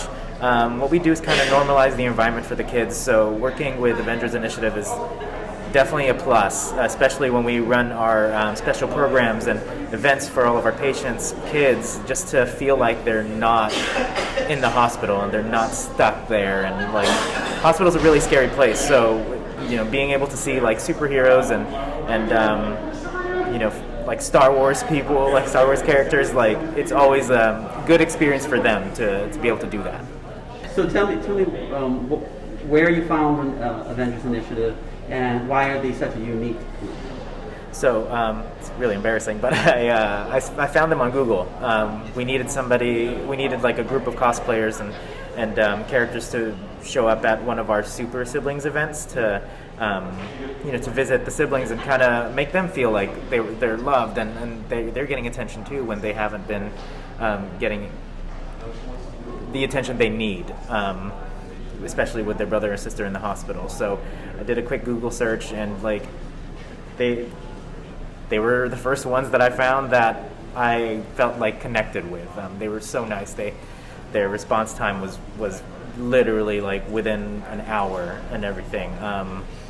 They were the ones that never charged, so I remember being embarrassed because I had to ask. I was like, how much is this going to be, and they're like, oh, we do this for free. There are a lot of like other characters and cosplay programs that they'll charge money for it, and I'm like, so then I remember talking to Mark, and I was asking him, I was like, how much is this going to be? He was like, no, it's free. Like, you're doing us a favor, and that's what made them feel unique to me. Like, they were in it for, just to make people's days. They weren't in it to make money or anything like that. It was what my department does. We do it for, for the kids and seeing the smiles on their faces and for their families as well. Talk about the events that they participate with you. So I can name 3 right now. We did the Super Siblings events, which was for, past and present patients' families and siblings that they could hang out and kind of get all the attention for once. And they loved it. That was the first time I reached out to Mark. They made it really easy. They brought 5 or 6 different cosplayers, and they were great with the kids. We also did a May the 4th as well, but that was during COVID, so we had to actually film like a a show for the kids to watch on their TVs in the hospital and kind of feel connected to all the characters, the Star Wars characters, whether it was Luke or stormtroopers or Darth Vader or anything. And then our last one is our beach day, which is when kids actually get to leave their rooms and all meet up in like an auditorium in our hospital, and like we have different booths there that they could see. And then we did have Captain Marvel there last year. Our next one is actually in August. I don't know if I'm sure Mark's going to be showing up with some cosplayers for that day too.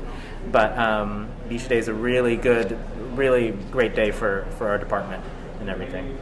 And just go over again why their association is so unique.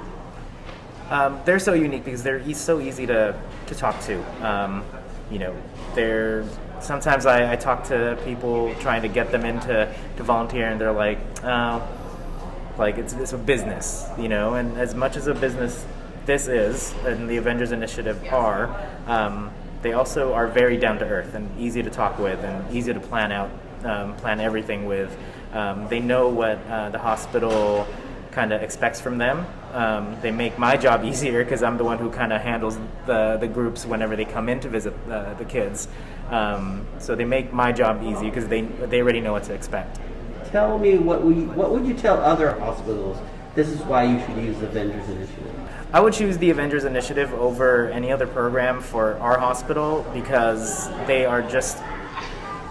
make it so easy on hospital staff, on the healthcare team.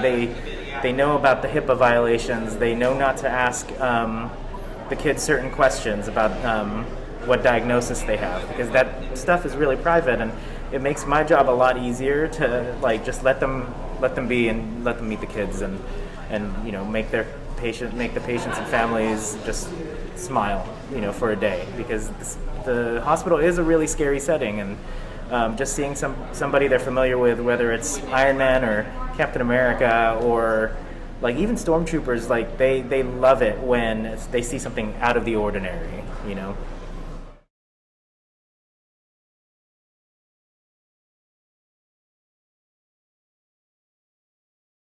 I saw the cover to Iron Man number 200, and I saw the Mark Bright, Bob Layton drawing of the Silver Centurion Iron Man fighting Ironmonger, and I just it wowed me. From that point on, I was hooked.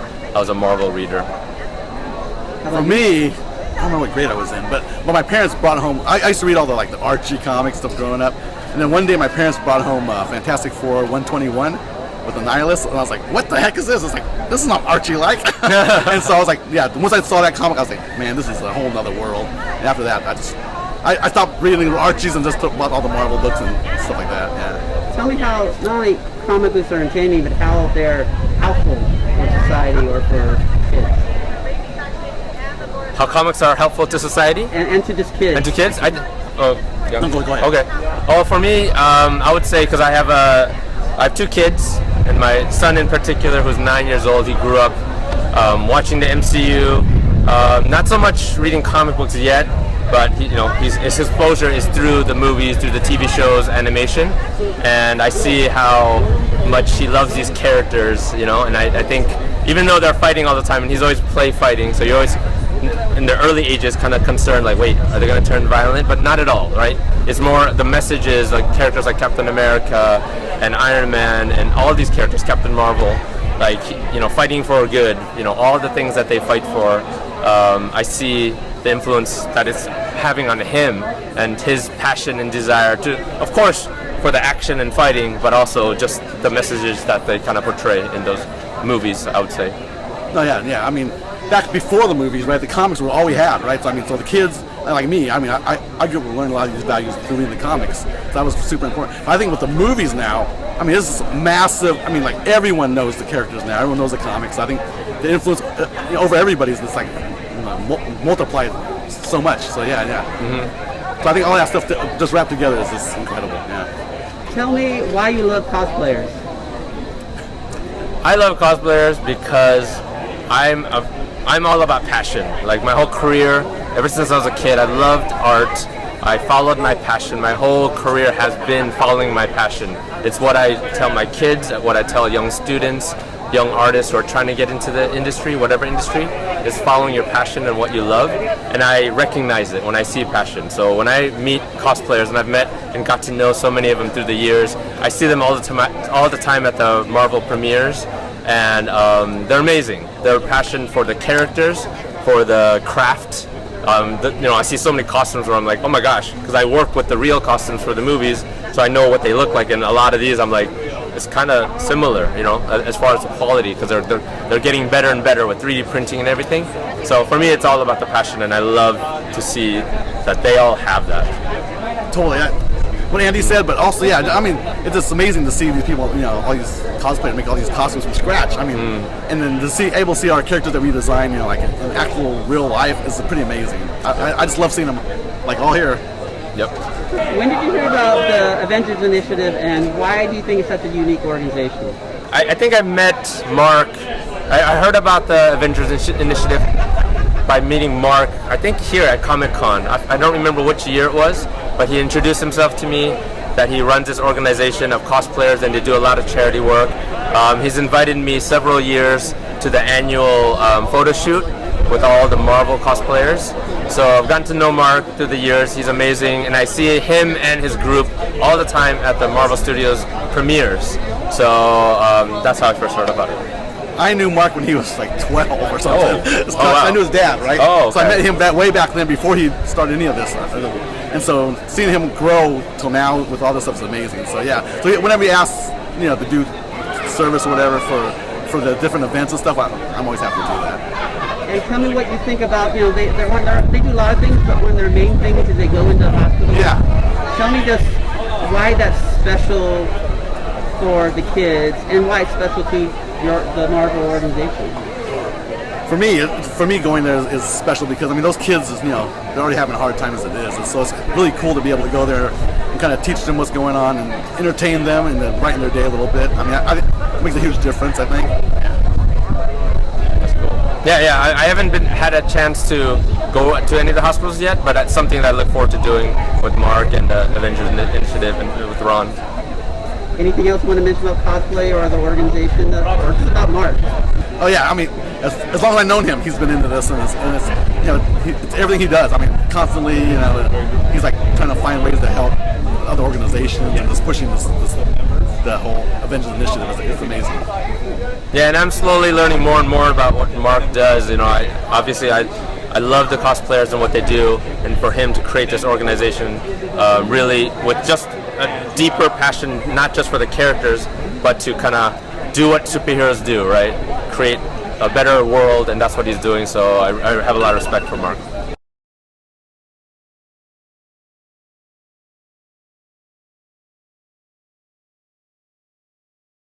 Hi, my name is Craig Causin. I'm the chairman of the Chuck Jones Center for Creativity.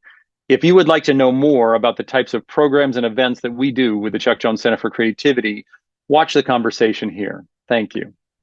The Chuck Jones Center for Creativity was founded when Chuck was still alive in 1999, and really the whole, in a nutshell, it was the question that came up pretty much between originally Linda and me, my mother, Chuck's daughter.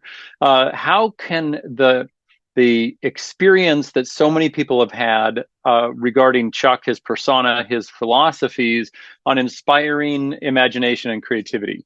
And so the organization continues to attempt to foster creativity and innovation through arts-based programs to allow predominantly young people, but a lot of different groups, really anybody, to find the creativity that exists that's unique inside of every person. And so to create environments, to create programs, to create challenges that allow people to find that, express it, and then learn how to use it in other parts of their lives. So that's really the goal of the entire organization. The programs for the Chuck Jones Center for Creativity, which is really what the essence of the center is all about, is doing programs to have hands-on interactive environments. Now that we're back in person, it is about the putting challenges in front of people, putting a prompt, having a guideline for them to achieve something. And I don't mean to create an achievement like they've done a great job. It's more of, here's something to do. How are you going to do it? What's the experience of creating something? And they, in a program with multiple people, it's not about having them do something the same as the person next to them. If the prompt is maybe a mammal, and everybody picks a mammal, and maybe there's reference materials, and then they get to have their own version of that. And the teaching artists are there to help them across the next steps of what they're doing. If there's any challenges, to be there to support. But it really is encouraging. If somebody says, well, what should I draw? Then the answer is, well, what do you want to draw? Well, what do you want me to draw? Well, what do you want to draw? And then it's like really digging down deep and finding the essence of something. If I remember, there was a program that was the prompt was transportation, and it was actually a seniors program, and everybody addressed it and approached it differently. And they had small groups, which is a big part of what we do a lot of times, is to do small groups. So there's collaboration, there's discussion, there's mediation, you name it, that are so critical. But then the people play off each other and come up with a goal, and then each person puts their own essence into it. And so to come up with, and one thing leads to another, and whether it's with a group or an individual, one thing leads to another. And those little ideas, if they're allowed to flourish, Chuck always talked about that those ideas come up, and as long as you don't kill them immediately with, oh, that's not a good thing, or if somebody else doesn't do that, then great ideas can come to fruition, and you never know where they're going to end up. So that is the essence of our programs, is to create that environment for the inspiration of that creative thinking. One of the things that people ask us quite a bit is why do you utilize arts so much in what you do? First of all, Chuck being a traditional fine artist, and then bringing an art form of animation, bringing an art form of writing and drawing, and all the things that he did as an artist throughout his lifetime, gave us a foundation and a guideline for it. But Chuck was very clear that creativity is not only in the arts, and arts does not mean creativity. They're not synonyms to each other. That creativity exists in every discipline, whether it be science or medicine or business or education, anything, that there is creativity that can exist in that. And so, but for the arts, it gives, there's no necessarily right answer. And I think that is something that if you're doing math, you can be very creative in math, but the goal oftentimes is to get the exact right answer. In art, Chuck always said, you can't be king of art. You can't be president of art. That each of us brings something unique. And so it frees the mind from having to believe that there's a right way to do something and a right goal at the end of it. It has to do with the process of doing it. And then you get to figure out, is this where I want to stop? Is this where I want to abandon this work of art? But it allows for lots of different types of thinking to achieve the goal of creating something. And so that, I believe, is why the arts in general are so freeing. And that understanding, that practice of finding and exercising the creative thinking that exists in all of us translates to other parts of our life. So if we need to solve a problem, if we get a flat tire in the middle of a highway where nobody is and there's no cell phone service, what do you do? I mean, solving problems that creativity will bring allows us to solve problems in our lives, in the world, in society. So that's how important these programs are, to teach particularly the young people how they can adapt through an ever-changing environment in our communities. People would ask Chuck, what his favorite characters are, and what is my favorite program? And that, for me, is very simple. I can answer that. I'm an engineer by training. It was my first career, and so Acme Inventions is my hands down favorite. I never did the 100,000 bad drawings that Chuck and his teacher at Chenard said you had to do to really become that drawing artist. I didn't do those, but I did have to solve problems my entire career throughout school. And so the idea of putting objects, and usually they're random things. If we go out to a university or a museum or a school, we ask them to gather up things from their environments for their community. We'll bring the standard stuff, whether it be wire or adhesives or whatnot.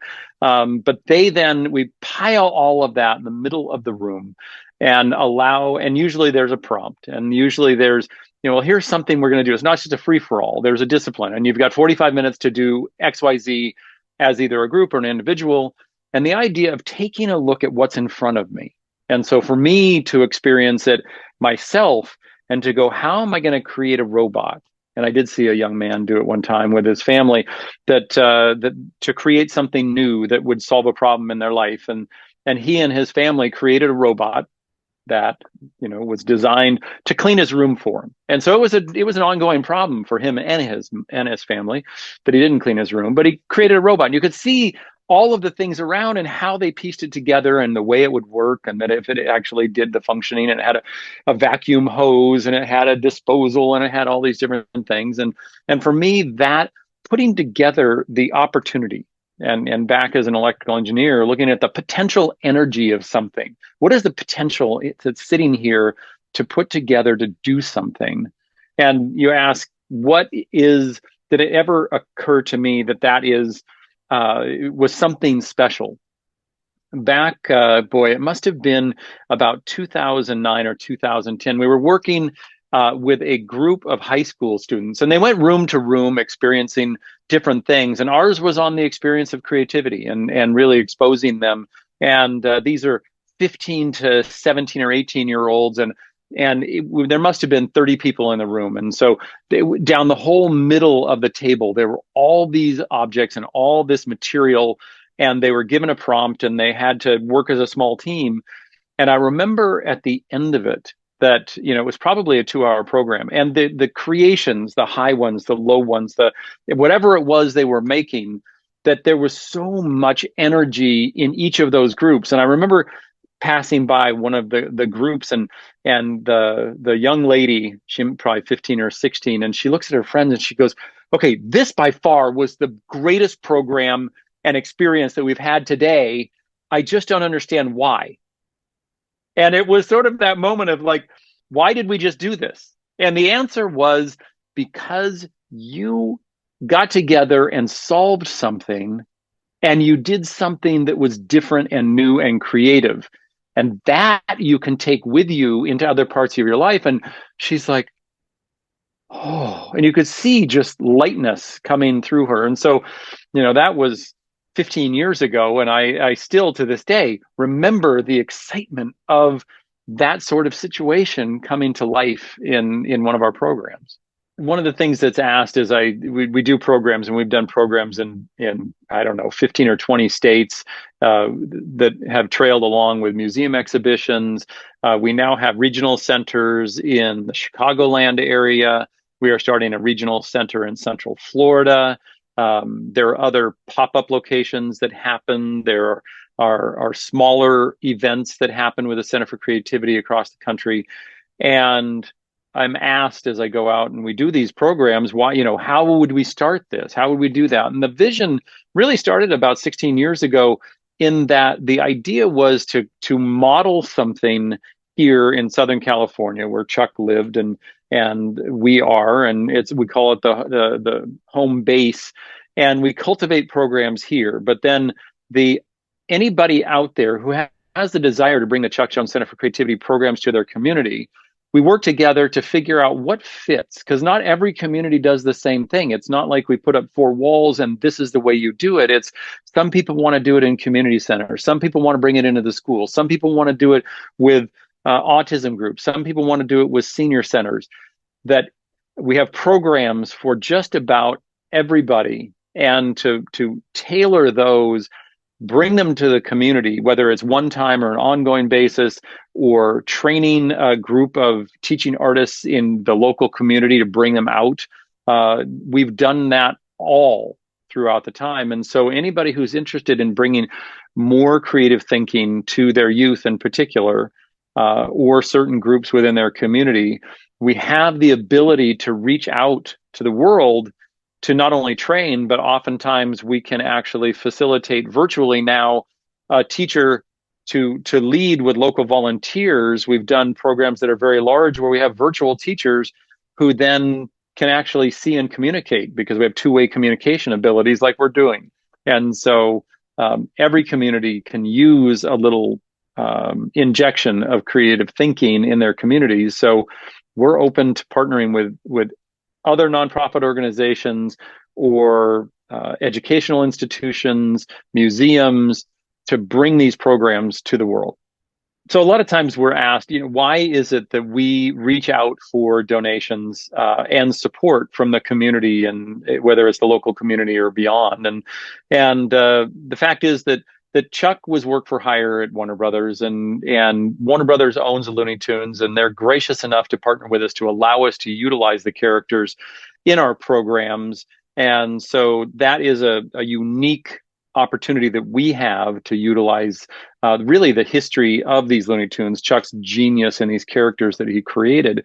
But it's not like he's getting, or anybody gets, royalties on these characters. He doesn't own them. We never own them. So the idea that we need outside support, like any nonprofit needs community support in order to survive, is the same for the Chuck Jones Center for Creativity. And one of the things that Chuck always talked about was figure out what it is that you want to achieve, what you love and what you want to bring to the world, and then take a step forward. And that's what we've been doing for 24 years now, since the organization was created. And we don't know where the next step of funding is going to come from, but we believe that those in the community and companies who want to sponsor and grant funders who believe in what we do will come out as we go out and tell the story and help us to achieve more throughout local community and beyond. If you've enjoyed any of this information that you've heard today or are inspired by the types of programs that we bring to the world, I hope you'll get involved. Come visit us at chuckjonescenter.org and sign up, whether it's to donate or get involved or bring programs to your community. So I hope to see you at a future event, and thank you for watching.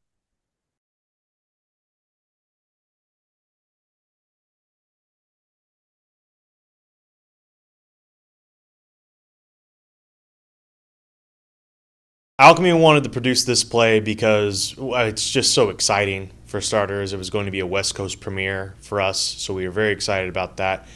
And then I just know a lot of people in theater who enjoy the mythos of the certain schools of magic and how important that is to all of us and the lessons that can be gleaned from it. And once I watched the production, the film production that they have online, I thought, oh, this is silly and this is going to be, it'll be fun, but it's very niche. But when you get into the story and you get into the show, it's so important. The messages, even within this show, not just from the subject material, are so heartfelt and they're real. And I'm just very, very excited to share this show with people who might only know the subject material and not know what a great enjoyment they're going to get out of this. The Puff universe takes place in our own world. It starts in Cowpoke Springs, New Mexico, and then we are taken to a certain school of magic. And so we meet Wayne, who is our sort of everyman lead character. And he's also an orphan, and he also has dreams of being this regular kid who just happens to be a wizard and be a hero. And that's how we all feel when you watch this pop culture and these movies and TV shows and everything and read these books.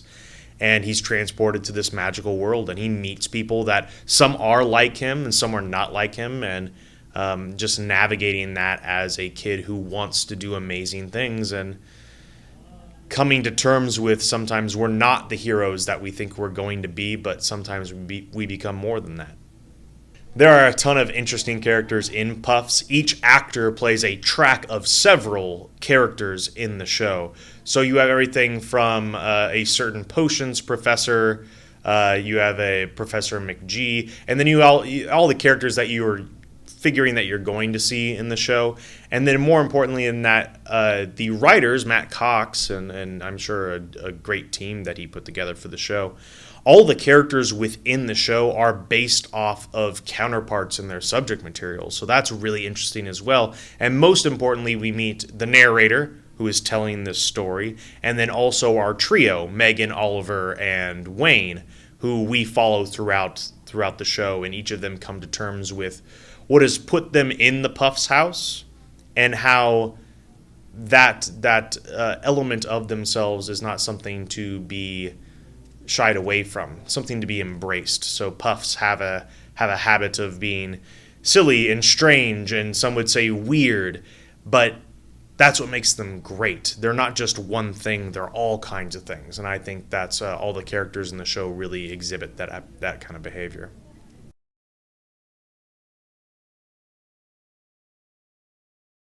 I play the narrator, and the narrator is different from the rest of the characters in the fact that he knows the story. He's the one telling the story, and so whereas everyone else is experiencing it firsthand, he knows where it's going. He interacts with the audience, and he's helps to convey the message of the story. It's different. Being able to interact with the audience is a lot of fun. Then it's just different. Being able to break the fourth wall and really be able to to interact with them and to talk directly to them is going to be a lot of fun.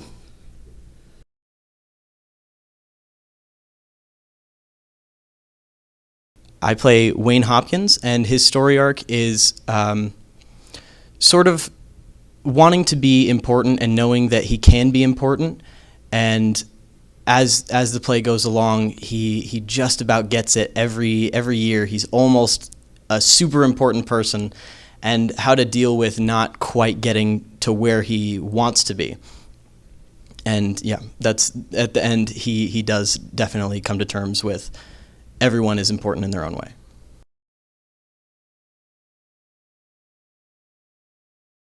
I play Megan Jones, and she's kind of a person that's trying to find herself within the school. She, through each year, the first 3 to 4 years, she essentially tests out every house in which she fits the best in, but she believes she fits with the snakes.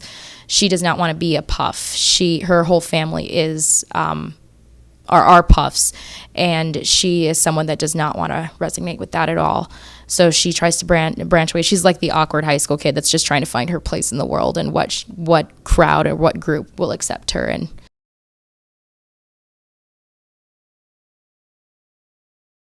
the character I play is Oliver Rivers, and Oliver Rivers is this brilliant math kid who has always been the smartest person around, and now he has been completely whisked away into a world of magic and wizarding, and he doesn't know the first thing about it. So for him, this is his first time ever really feeling stupid and that he's not capable of doing things that everyone else is able to. So for Oliver, it's about coming into a world that he is so unfamiliar with and learning what strengths he does have and what he can contribute into this world where he feels completely useless. And I like to think that as it goes on, Oliver absolutely grows from this very shy, awkward kid to someone who's much more confident in himself and what he can contribute to the group.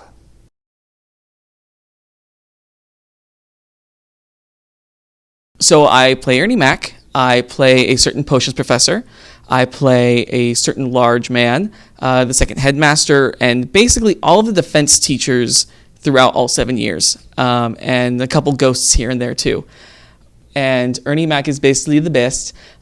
He is kind of from a long line of puffs. He wants to be one of the best puffs. He wants to be the puffiest puff and really be that shining example. I think he takes a lot of inspiration from Cedric, who is kind of the leader of the puffs. kind of wants to follow in his footsteps.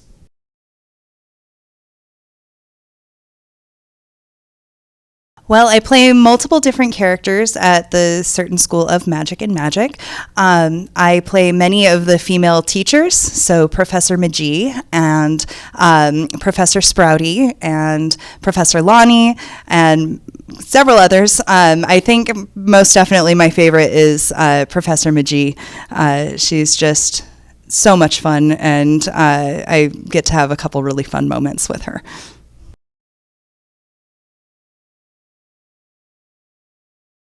I play a bunch of different characters. I play J. Finch Fletchley, who is a puff, and he's silly and desperately wants to be cool through any means necessary, which draws him to Cedric in a visceral way.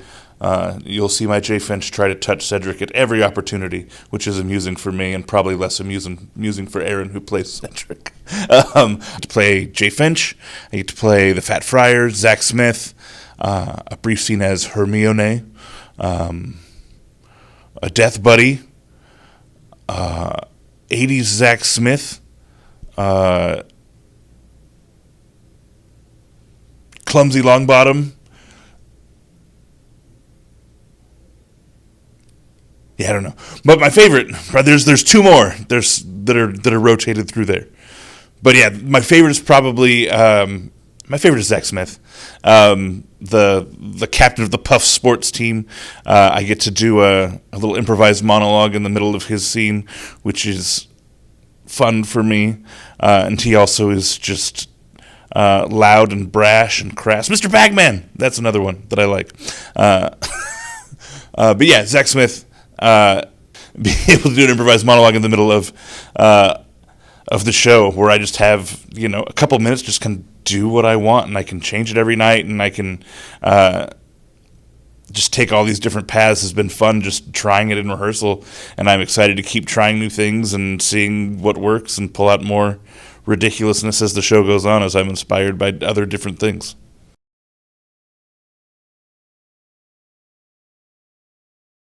Leanne is so bubbly. She is so positive and always looking on the bright side, and nothing really gets her down. Hugs are her favorite thing, which I love hugs. Leanne loves hugs. It's just perfect. I play Leanne, Ginny, Frenchie, and Helga. I would probably say Helga is my favorite to play just because she embodies the foundation of Puffs as a house.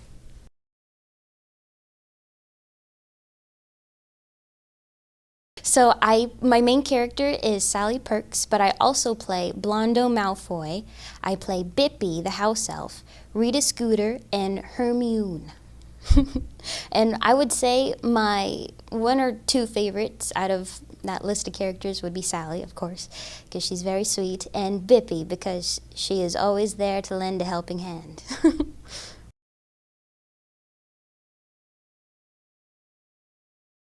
So in the show, I play Susie Bones.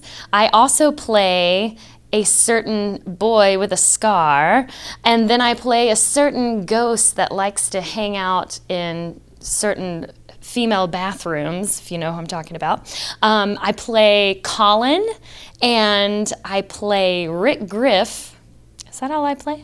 I think there might be a few more. It's so hard to choose a favorite because they are all so fun in their different ways.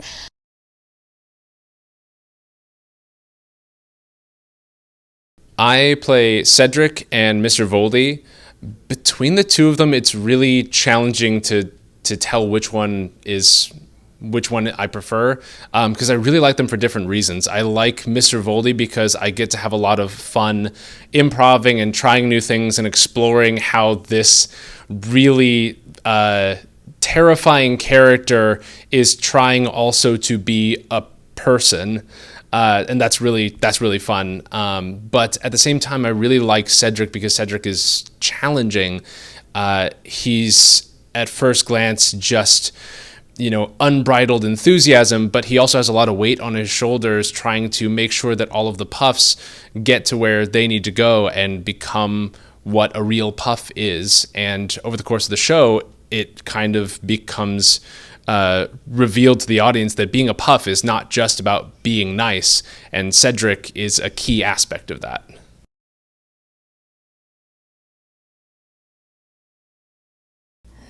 The word puffs, what does it mean to me personally? The outcast that you can really, trust and love and resonate with. I think they're probably one of the most realistic, real life groups of people that are, even though it's fantasy and whatnot, but I think in real life there are actual walking around, puffs in the world that, or people that would resonate. I can't even word it correctly. People that really are like puffs, and I just think that they're the most relatable out of everybody. The word puffs means to me loyal, hardworking, and integrity. The word puff, personally, to me means someone who is caring and will always be there for you, and will, no matter what you need, no matter, what it is, they will always, be there for you. They are loyal and true that way. The word puffs means to me being loyal and kind-hearted. Puffs means to me that no matter what, you stand by your friends, you always do what's right, whether that seems to be the best choice or not, that you're always going to be there to support everyone around you and to make sure that everyone around you is always happy and having fun. When I think of the word puff, the first thing that comes to my mind is those little koosh balls, those Nerf balls that are just so puffy and soft. And we all had them as a kid. And I think of something that's soft and squeezy and fun, but and it's almost pointless. It's almost pointless. It's just this thing that squeezes, but we all had it and we all had fun. And I think that's what the puffs is. Cedric says it best. We're all just a bunch of fun, really nice people. And badgers. Badgers are great. I would say puffs to me means, it can mean a lot of things depending on who you are as a person. To me, I think puffs means just being there when no one else can be there to help, your friends. Like, if no one else can do it, I can. Puffs means to me integrity. I think it's like doing the right thing even when no one's noticing. Puffs are loyal.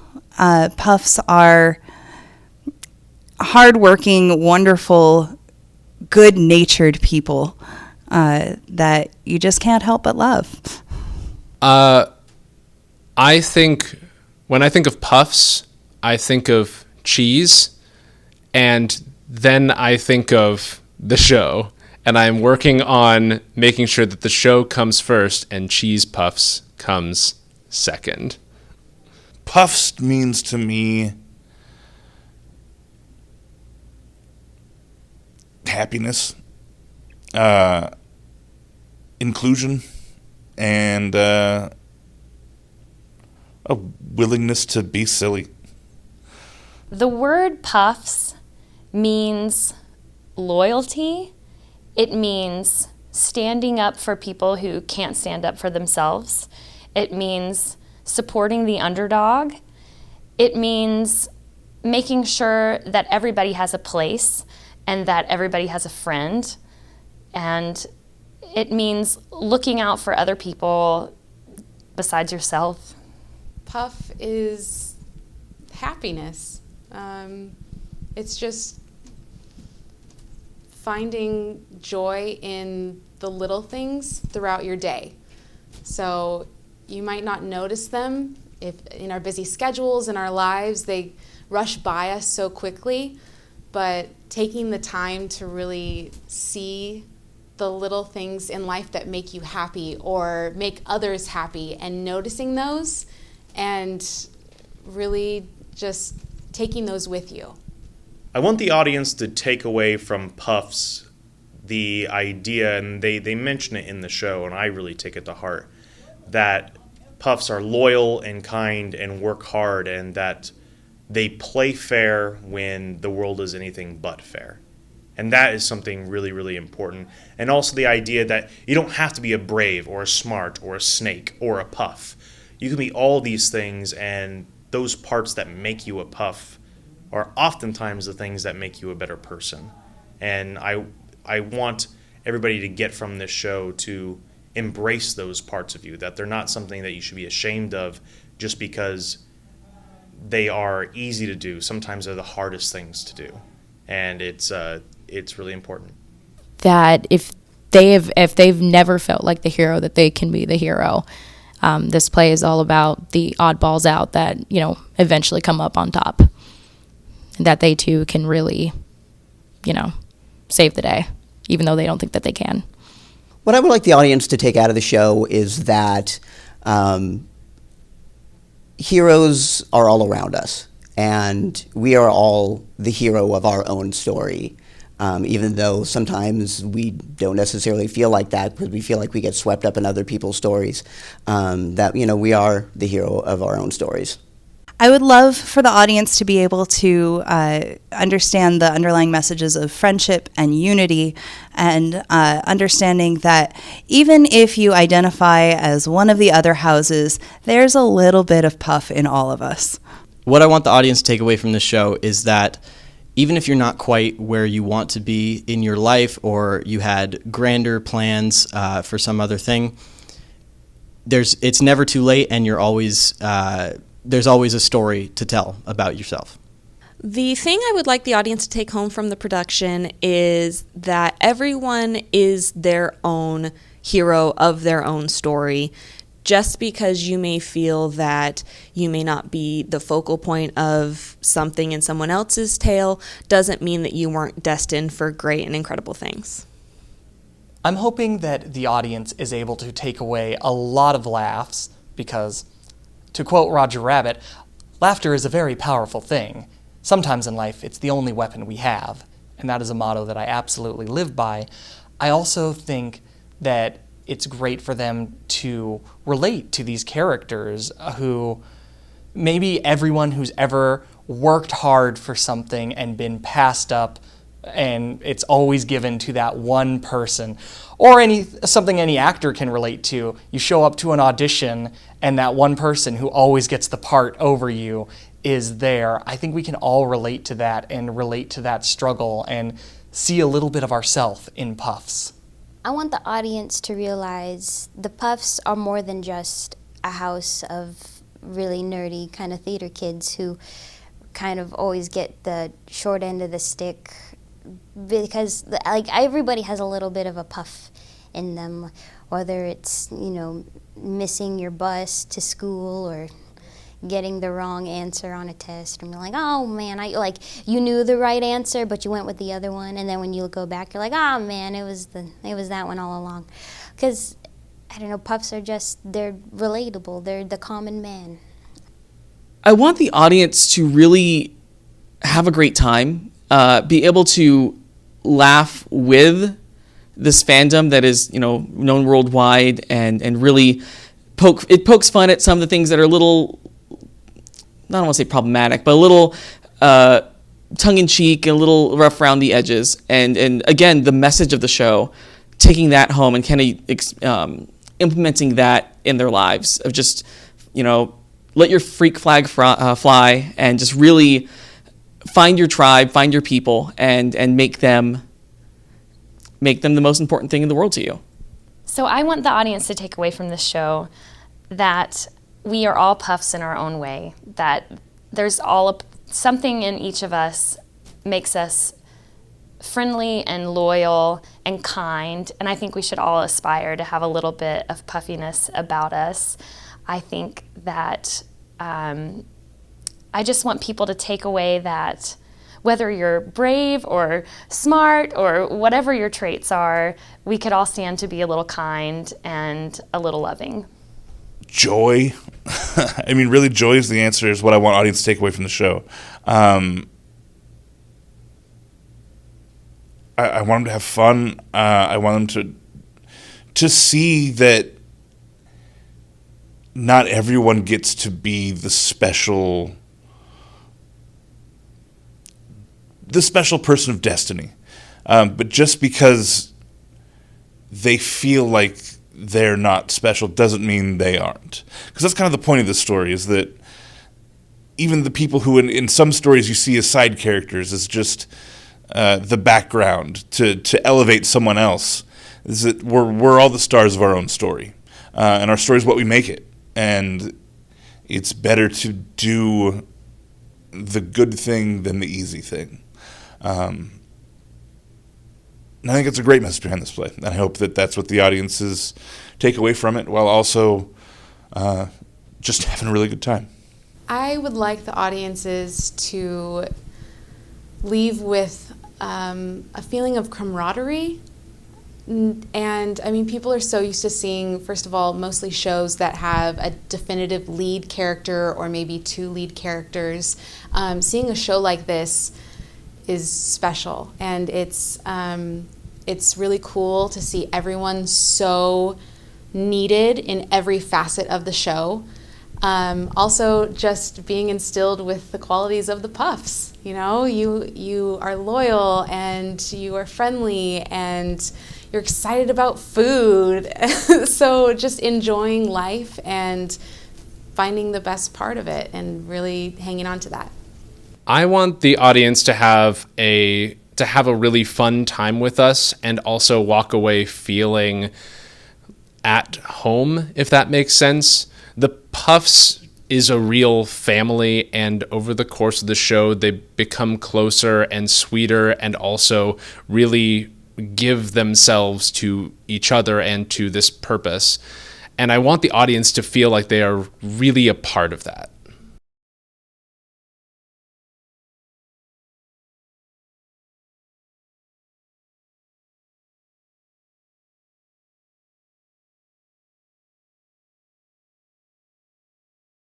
To have an opportunity to do a series and illustrate these legendary characters from the TV series, which I had watched as a kid also, was a dream come true. So I'm working with my number one all-time favorite comic book hero, and then I'm getting to like bring these things to life in this series from the TV series, and all the villains are colorful, like just it's wackiness, and I loved it. Zoom pow whap, right? Just love the whole thing. So when the gallery had asked if I would do, how do you feel about doing something like this? Yes, you didn't even have to ask. The answer will always be yes. So we started out with that, and they had, kind of the animated intro, and like, what would it look like as that? And I said, okay, we could do pen and ink, and marker and wrap it around that, or, which would be more in that animated style, or we could do an illustrated style in colored pencil on dark paper, kind of like what I do with the characters, and bring that richness there. And they came back, and eventually we were like, yeah, we kind of want to see what this colored pencil looks like. So I started with the Riddler. And then I went through the characters too, because there were multiple actors that played, different characters. And, like Catwoman, Julie Newmar, or Eartha Kitt, which one are you going to pick? And I was always a Julie Newmar fan, loved Eartha Kitt too, but Julie Newmar was, that was the crush.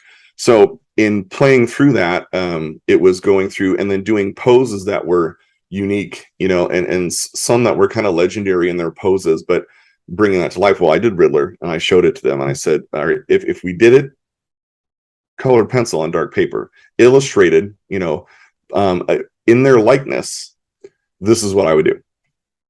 And they were like, yeah, go with that. Let's see what it looks like. And so I didn't show them anything else until I was completely finished with there's 9 villains that I did. And I went through and I submitted all of them at once, and I said, okay, here you go. And it went over huge. And that was great. And then initially there was going to be a cell image of the Batman Robin intro from the animated intro with the silhouette of the bad guys behind him with just the white eyes. And they were like, well, we were going to do that, but could you do a Batman and Robin? And with that, and then that way we can actually customize it, so we can make this like a mixed media piece. And every single one that they do, I will actually draw on all of them in a way that makes it a unique piece. And I said, sure, we can do that. So I did that. That went over really well, and that's how this piece came to light. So in this whole thing, every character on the limited AP, whatever edition they're calling it, that comes out, I'm going to embellish on every single villain, and then I'm going to draw in the henchmen on the back on every single one. So while you see the promo image that has them already in there, that will be removed, and I will hand draw all of that on there. Plus, I will have the R and the bat symbol that will not be on it, because I'm going to hand draw those on every single piece also. So I get a chance to embellish. I get a chance to draw something unique on every single one, and I'm stoked. And that's coming out soon. So there's something to each villain that was like has that personality to it. So for instance, Penguin, right? To me, if I'm going to do Penguin, like I want that, like I want the the cigarette on the long, I forget what you call it, on the the long stick. You got to have the umbrella in there somewhere. He doesn't have to have the umbrella open, but like something to show that there's the umbrella with it, then the suit, and he's that debonair or whatever. So you want kind of like the pose to it, and that smile, like there's something to it where I have enough of a profile too to see the nose.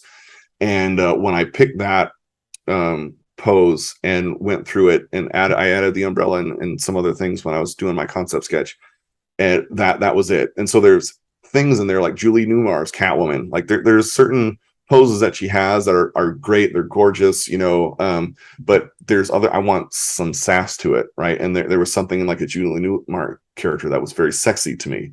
And so there's the pose that I had for her as I was looking through reference images has with her, which is not the normal pose, but like the hair, and the pose, and just kind of more at a 3/4 angle. And so you can see you can see the gloves, you can see the ears, you can see all of it, but just that kind of sassy pose to it. And I went through that with each one. Mr. Freeze was, love Victor Freeze. There's 3 different actors that played Freeze, or 2. And so in that, though, there was a pose that was kind of like, you want something a little stiff and rigid, Mr. Freeze, an ice block dude. So there was something in those poses that I wanted. Riddler, with the ha, I had to have that. Like there's plenty of poses of Riddler and action shots, but like what I remember and is burned in my memory from a kid is the right. So there's certain poses, certain looks on ways. King Tut, I wanted the just gluttonous King Tut with the ostentatious everything. And King Tut, even though he was only in a couple, man, that guy sticks out. Like I never forgot King Tut. I couldn't remember what he did in any of those things, but I remember King Tut. And then like Egghead, which Scott Dickin had requested, and he was like, hey, what about Egghead on there? And I'm like, all right, Vincent Price, love Vincent Price. And there's that just the something to the holding of the egg of, and the way the smirk on his face. So each character, even Zsa Zsa Gabor's Minerva, and there's plenty of stuff with her just in the silvery, like sequiny stuff. But I wanted the fur, you could show the gloves and everything. Like there's something in that luxurious whatever, and fur, and obviously just reminds me of Zsa Zsa, period. But each one had kind of that key like pose of like what would snap something for me, and that did it. The Batman project that we're doing with Chuck Jones, that's coming out. They've released the images on individuals, so the originals are available, and then we're going to do this big piece, this compilation piece, which I'm chomping at the bit for. I love pieces, and I collect pieces that mean something to me. They have a connection, and somehow I've got Chuck's originals, some drawings, and sketches, sketchbook. I've got other friends of mine that are phenomenal and well known, and I collect theirs as well. And it's because the images that they're doing connect with me in a way. And what I loved about working on the Batman series for the TV series and this compilation that we're doing, and just the characters, is there's something to each one. Like I have father-son memories of watching Batman the TV series with my dad, and him introducing kind of me to that. Little did he know what that would become. And so when people are looking at these things, hopefully as they're looking at this piece, it's something that connects them to either something as a young adult, as a something as a child, something as a grown-up, some memory of fondness in that universe that was created in this television series that allowed us to escape, right, enjoy, and just kind of be wowed by whatever story, whatever gadgets, and whatever's going on with the actors on screen and these characters that were once in print that were now live action in front of us.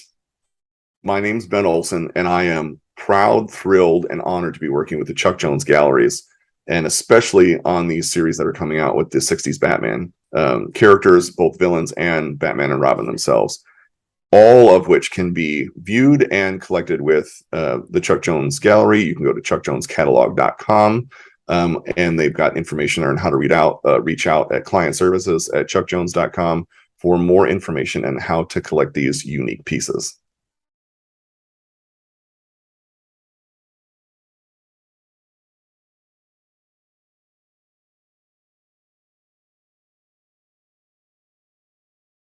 Anne Washburn is a wonderful woman, and she wrote this play 2014, and it went to off-Broadway and did very, very well. But when you come to see the show, you can see why it's not quite Broadway and it's not quite off-Broadway. It's this very special show that really speaks to both the theater community and people who love The Simpsons. So that's a pretty wide net in general. So that's kind of why we wanted to do it. We wanted to encourage people who might not see a theater production to come see it for The Simpsons. And then when they get here, we give them a very cool theater experience that's a dark comedy, a farce, and also a Greek opera at the end. So it encompasses so many elements of theater, and as Alchemy, we try and do as many elements of theater as we possibly can, but we are a gypsy company. We move around from theater to theater, and so sometimes getting all those ideas into one show, and it's masterfully done by Anne Washburn. She does a fantastic job of moving from each kind of theater experience to the next. And so it's a really wonderful opportunity for Alchemy to put on the show. It was very difficult for her to get the okay to use The Simpsons. I have a feeling more so for her than for me, because every theater we deal with Sam French and Dramatist Play Service. But I also had to then deal with Fox Entertainment and send the logos to them and say, can we use this? And they say, no, that light bulb looks too much like Homer. It needs to be a different kind of light bulb. Selling merchandise and all that kind of stuff. So I think that luckily Anne Washburn deals with it very lovingly, and the show uses The Simpsons as a leaping off point, but she uses the spiritual and emotional attachment we all have to The Simpsons as opposed to the characters themselves. The characters are, again, archetypes and myths that we use to project ourselves to get through our days. Mr. Burns is a post-electric play, so it's post-apocalyptic, but there are no zombies or anything like that. It is a group of survivors getting together and needing each other for survival, not just for resources, but also for entertainment, because the only thing that anybody can really agree on in this post-electric world where there is no TV is that The Simpsons was the best thing on TV. So they're sitting around, and as a way to distract themselves from the actual horrors that are going on around them, they tell the best they can memories and stories of these Simpsons episodes. So that's Act 1, and then the second act is 7 years later. They have become a theater troupe, not unlike Alchemy, trying to put together episodes of the Simpsons episodes, along with commercials and songs and jingles and everything that goes along with them. And then the third act is 75 years later, where these people who were once survivors trying to put together these episodes have become the myths and legends themselves. So where the Simpsons become myths and archetypes in Act 2 and so on, in Act 3, the Simpsons are also the archetypes, but even the survivors that we saw in the first two acts, who are long since gone, have become myths themselves, and parts of them live on in Act 3. So the show is really about survival, not just physically, but emotionally and spiritually, and what lives on after us, which is a great idea for any playwright. My actors, individually, they're all wonderful people. I could go through the list, but they're all exceptionally talented, and they're multi-talented because it's not just they have to be funny or understand The Simpsons or anything like that. Act 3 is primarily an opera. So they all sing, they all have gorgeous voices, they all have amazing comedic timing, and then they're all really, really charming. You could sit down and just hang out with any of them. So they're probably the best looking cast I've ever worked with ever. And so they're just multi-talented. We don't make them dance too much because I'm not much of a dancer myself, so I don't expect that out of anybody. But I'm sure they're world-class dancers as well. Sam is I play Sam and Scratchy, and then I throw in Troy McClure. So in a sense, it's 3 characters, but 2 main characters are Sam and Scratchy. And the nice thing about the show is there's really no one character it's an ensemble piece, really, is the best way to put it. Sam is kind of the foundation of the group. He's kind of the one who takes care of everybody in the group. And so he's a presence there, and works with everybody else. Scratchy is kind of fun because you get to be kind of a villain in the 3rd act. And even though people may know Scratchy as being kind of the guy that gets torn apart in the Itchy and Scratchy cartoons in The Simpsons, the character that Ann Washburn created is actually a pretty nice character. Get to play kind of an evil character in the whole thing. And of course, evil characters have some fun. And so it's really, really good. The Troy McClure character is also fun because I used to do radio, and I was accused of, at some point, doing that kind of Troy McClure voice. So it all fits together really nicely. So first I play Colleen, and then I play Edna Krabappel. And Colleen, she is the director of this theater group that these survivors have come together and made. And the group is very much like a family, so it's really easy for them to get off track and to be distracted, but she kind of brings them together and keeps them focused and professional. But she still loves everyone, of course. And then Miss Krabappel, she is she's not like the original Miss Krabappel where she has a little cigar and all that. She's the head of the Greek chorus, and she kind of helps Bart throughout his journey in Act 3. So Maria is a fan of The Simpsons, but not a huge fanatic like some of the other characters at the beginning. So she's really listening and invested in their stories.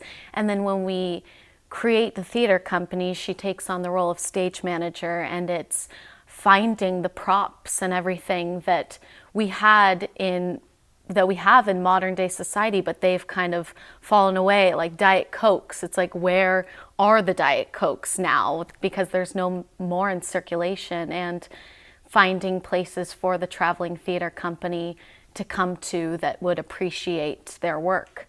And then Bart Simpson in Act 3, he's sort of become less of the spirited little scamp, but that's still in there, but also the hero and the hope that prevails through the fear. I play Jenny in the realm of all the people coming together after this apocalypse. She is kind of the person who helps put together their shows that they do. She writes their commercials that they perform and helps piece together the missing parts of the episodes and writes those. So it's fun to kind of explore that, and she's kind of a sensitive sort of character as well, so it's fun to be able to play those emotions. And then in the Simpsons realm, I play Marge, so that's a lot of fun being able to do that, growing up seeing that character and being able to kind of portray that, but even in this sense, it's not really Marge as she is, but how she evolves into this story that they end up telling. So I play Nelson and I play Lisa. Nelson is just for a hot minute. I'm rapping. And it's funny because Nelson is actually the bully in The Simpsons, and he initially bullies Lisa first before Bart. So it's kind of funny that I play Nelson and Lisa when he antagonized her.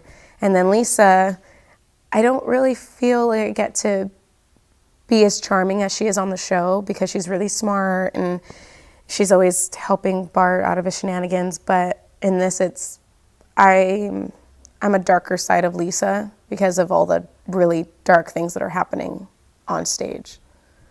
The characters I play are Gibson and Sideshow Bob and Homer. Gibson is a kind of a loner at the beginning. He joins the group late and kind of comes in and embodies kind of this the fear of the outside world as the group gets to know him and invites him in to join them.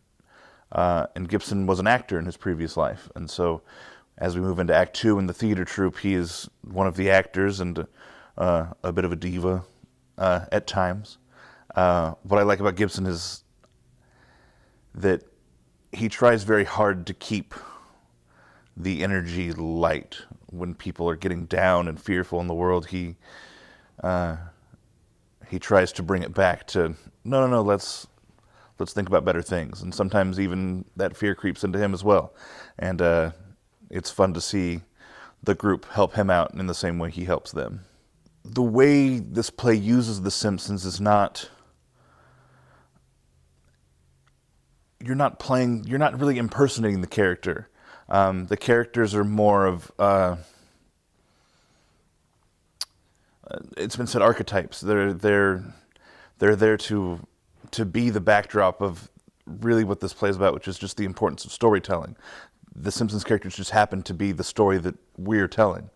And so playing those characters, and they're different. I'm not playing Homer Simpson as you would see Homer Simpson on TV. I'm playing Homer Simpson as this archetype of a man who's overconfident, who has the hubris and leads his family into trouble. It's not Homer from the show. It's what Homer has become, and so it's fun, but it's very different.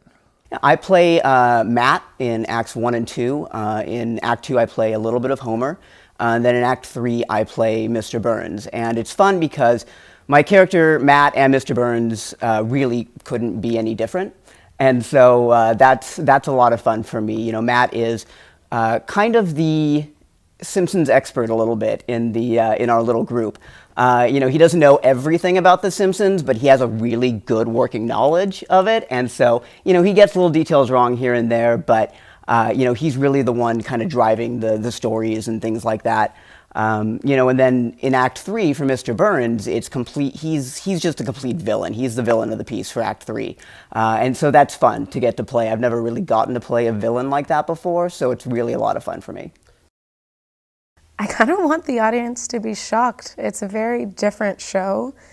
I want them, I mean, of course it's hilarious, the show's hilarious, but there's this darkness in the show, and I want people to really think about, you know, the things that they have and maybe what it would be like if they had to live in like a post-electric society, you know, and to really take with them like what really matters. I want them to laugh, cry. I want them to realize like that family just doesn't, it goes beyond blood and how important it is, especially like when there is an apocalypse. Like it's so important to like have that cohesiveness with each other, and how important like art is and how it brings people together. I just want them to be able to not only enjoy it and have fun with it, but to have something to think about afterwards.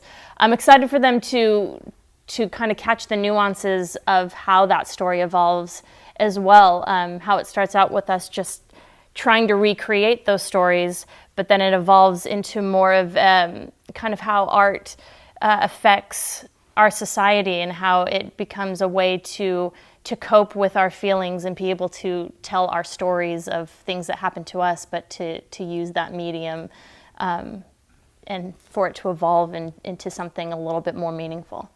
I want them to experience the fun and the laughter that we're having. I want them to also understand what the messages that we're sending about what happens in a post-electric world. So, you know, there's the fun, but you want it thought-provoking too. And this is one show that really gives them a moment to think about what it is where we are today and what the possibilities are down the road. You know, this play is such an experience. It's so different, you know, than anything else that's going to be around here anytime soon, really. So, I mean, I really just want them to really get that experience. You know, theater, I feel like theater should be something that challenges you and allows you to think about things. I think this is what that play does. I think this is something that you can come and see and then have a discussion about afterward, about, you know, the themes and what things mean and things like that. And I think that's a really fun and unique experience. I want them to get out laughs out of it. The show is very funny. I also want them to maybe walk away, you know, you're talking over drinks afterwards about what would you put on? If there was no electricity or anything like that, what is a show that is near and dear to you that inspires you that would outlast civilization, I guess. And then I guess the biggest thing is to get out a sense of imagination and creativity. The show deals a lot with spectacle coming from within, so I'd like them to be excited about the possibility of theater, of, you know, just using some household items, the amazing things that you can create on stage, and that theater isn't limited to big spectacle of the Pantages or even small hole-in-the-wall theaters. You can do big things, to do more with less.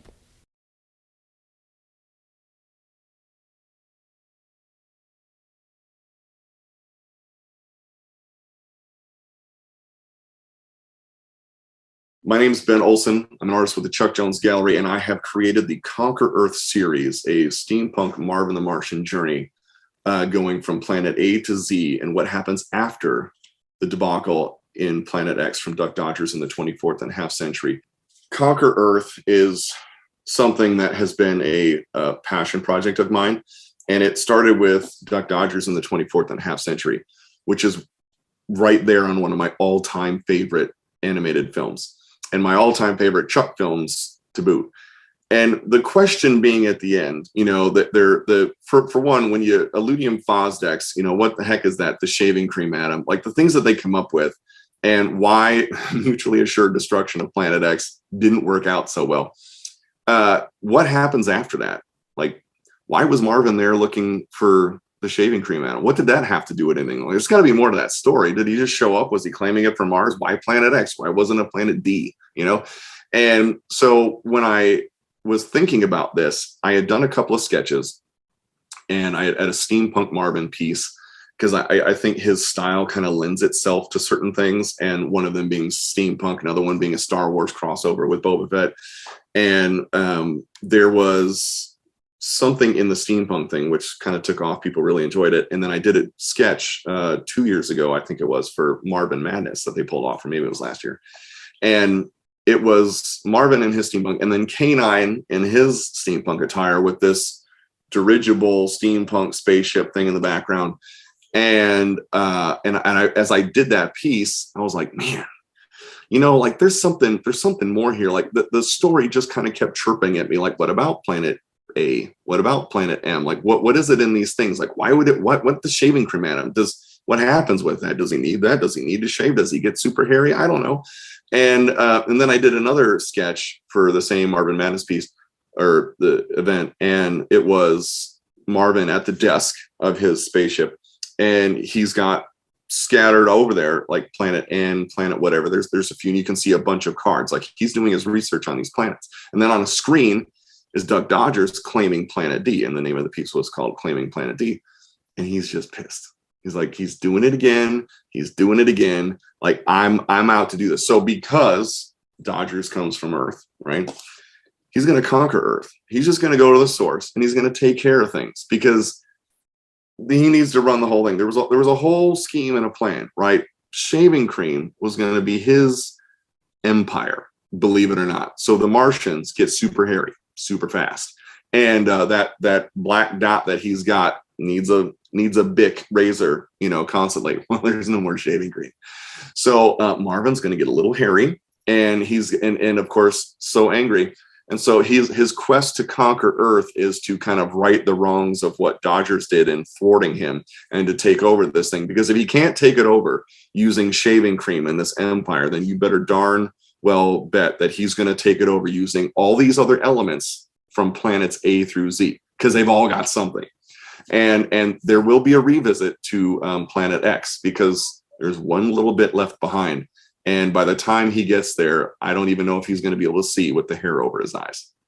So as I went through with the series, I pitched it and I said, okay, it's kind of extensive. I want to do these planet covers, like a snapshot of like what is going on the planet, what they're trying to do, how they're being thwarted. And really it spans across 7 characters, because Marvin isn't just doing this on his own. He needs more firepower.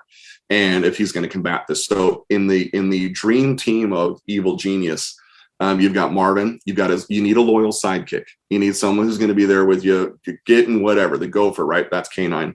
You need someone who can ingeniously think up inventions, and in order to capture what they need to do to build these things, there's only one, that's Wiley.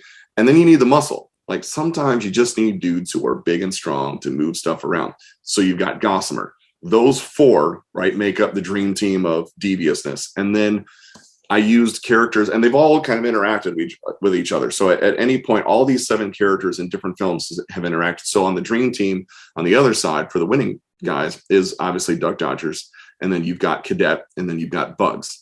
So these 3 are there to make sure, like, as they're finding things out, because as Cadet so obviously pointed out, why don't you just follow the letters instead of this giant map of things? They're like, we're going to go after, we figured out what he's doing, we're going to thwart all this stuff.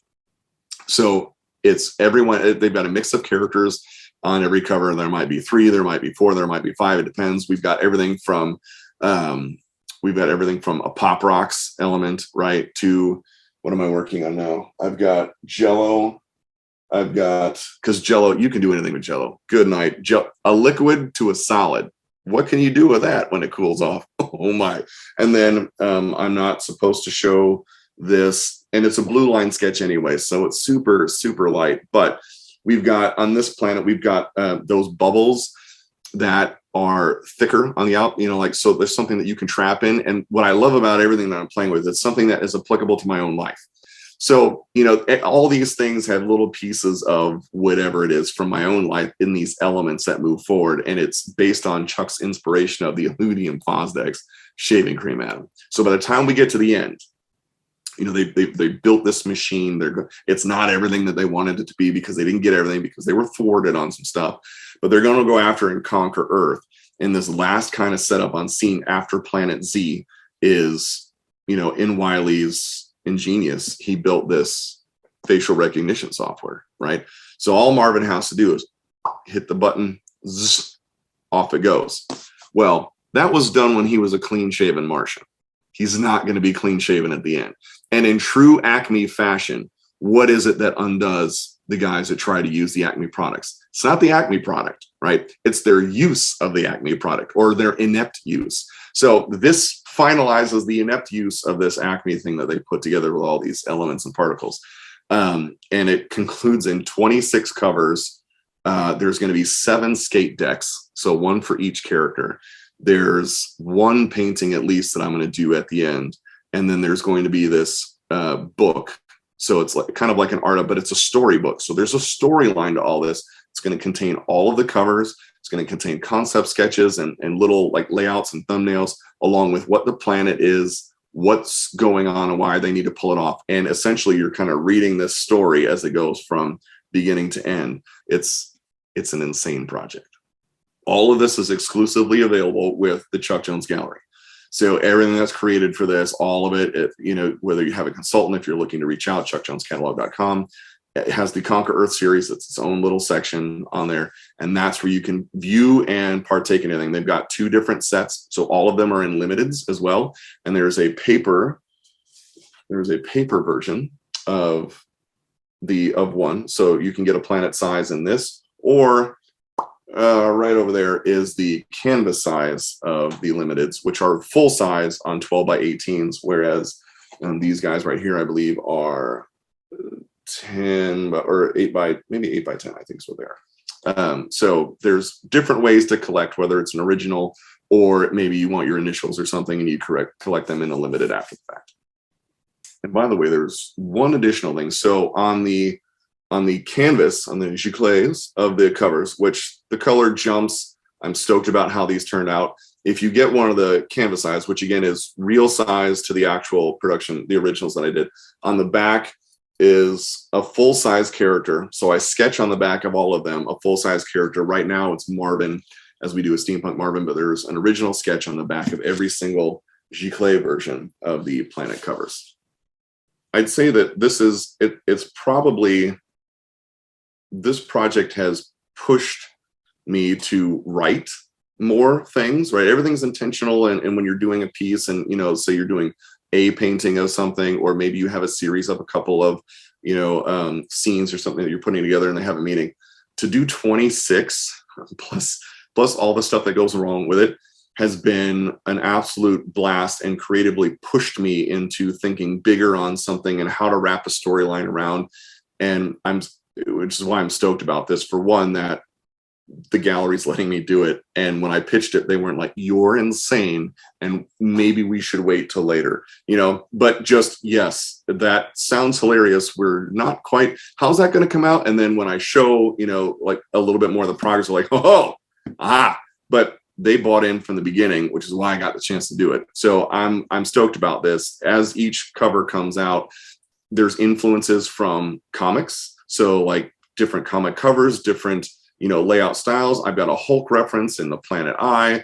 There's a Thor reference coming up in a planet that might have one of my initials in it, stuff like that. So I'm stoked to be able to pour myself into this series and then watch how it comes out. And I've loved everybody's reaction to this. There's custom pins that go along. So in a part of not only collecting the pieces, depending on which you get, an original, a limited, whether it's the Giclée or the limited edition print, I did pins of all the hats and helmets. So there's one, I've got canines over here too, all 7. So all 7 come in a pin, right?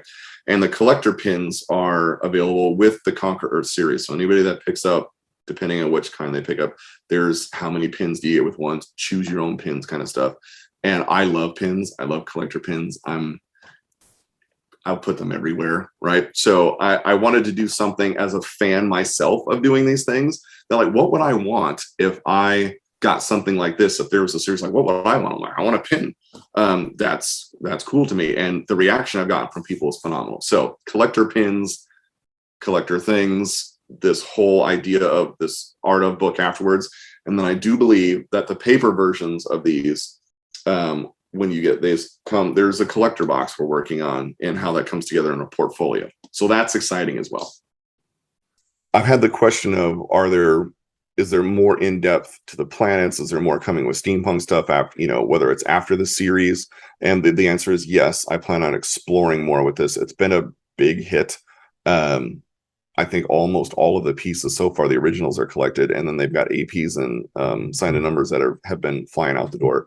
So there's a storyline behind all this, and it's in that homage of Chuck's storytelling, right? And I don't want to just do a piece to do a piece.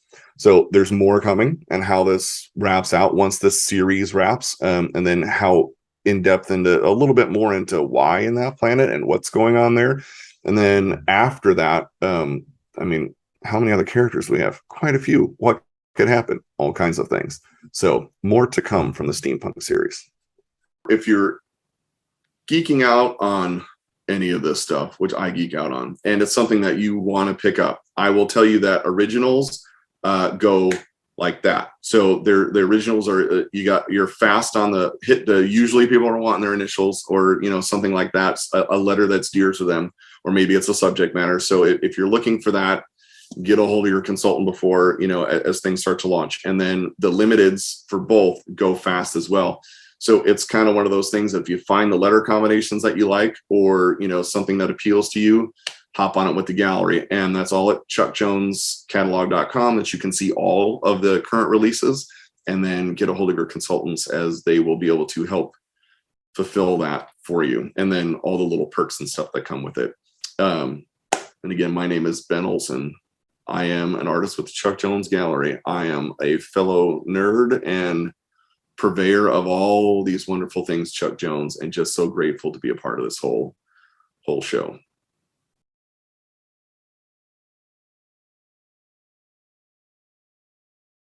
So sci-fi fantasy, I love it because it's so open, right? You can deal with anything with it. You can create analogs for different things that are going on in the world. And you can take issues that are going on, and you can, take them to their extreme, and then explore them in a fictional and in a fantasy or a sci-fi setting. And I found that I was able to take certain aspects of my protagonist's personality and make them take physical form in this fantasy world, which is something I really wouldn't have been able to do if this was something, set in the real world. So I had a lot of fun with it. Hi, my name is Bridget Dada Portman. If you're interested in learning more about my new young adult fantasy novel, The Twin Stars, please watch the rest of this video. The idea for this book came from my own experiences with obsessive compulsive disorder, and also just my long-standing interest in sci-fi and fantasy. When I was in my late teens, I tried to write a fantasy novel, and it got really long. It was like 800 pages, all these characters. It was complex. It was really bad because I didn't really know how to write yet. And I ended up giving that one up. But some of those ideas stayed with me, and I was able to bring back some of those ideas, even some of those character types, and put them into this novel. So it is a novel about a teenage girl with obsessive compulsive disorder who goes into a fantasy world. So in the beginning of the story, my protagonist, whose name is Olive, is on a plane. And I decided to start it on a plane because I was trying to think of what's a really stressful event. And, people with anxiety, I know I have anxiety when I fly. So she's on a plane. She's going overseas to her grandmother's funeral. And she's writing in her notebook. So the premise is she has been writing a fantasy story for the last couple of years in her notebook as a way of working through some of her anxieties. And during the plane ride, there's a bout of turbulence, and she starts also having a conflict with her brother. And so she runs into the lavatory of the plane, shuts herself in there, and she has her notebook. She starts to write, and she goes through a portal into her own story. So she ends up in this fantasy world, which is on a distant planet. And she meets characters who are her own invented characters. Some of them are based on people in her life. So there's like a little bit of a Wizard of Oz vibe to it, where she's meeting kind of analogs of people in her life, but in her story. And then she has to figure out how to interact as herself in this story. She ends up meeting her own protagonist. And I don't want to give a lot away, but things kind of go wrong there. And it's a story about her finding her power and finding her confidence. I want the readers to get out of the book that it's okay to be to struggle with anxiety, to struggle with mental health issues.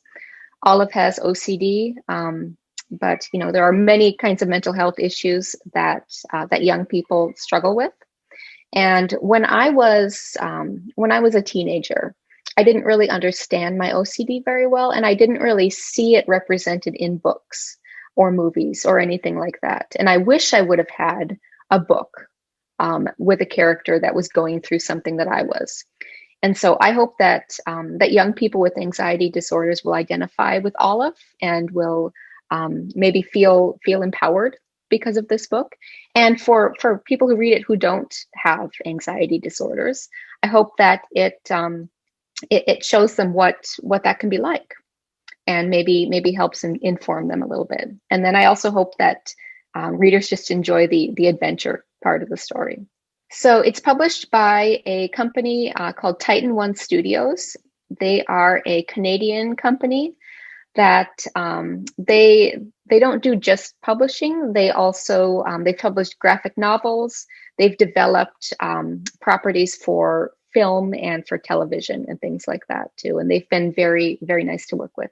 This is part of a series. So this first book called The Twin Stars is the first in the series. And I am hoping to make a trilogy. I'm starting work on the second book now. And then there will be most likely one more.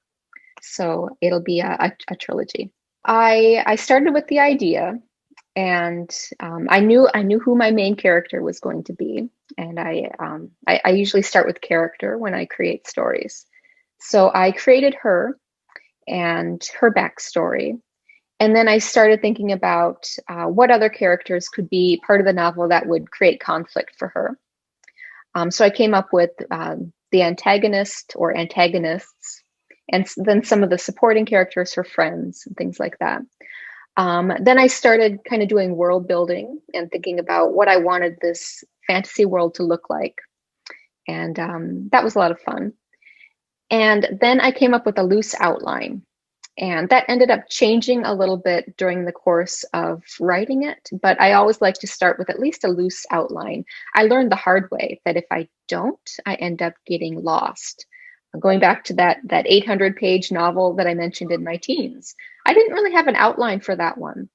And by the time I realized I'd written myself into a corner, it was really too late. So once I did that, I had a first draft. I sent it out to some beta readers who gave me their feedback on it.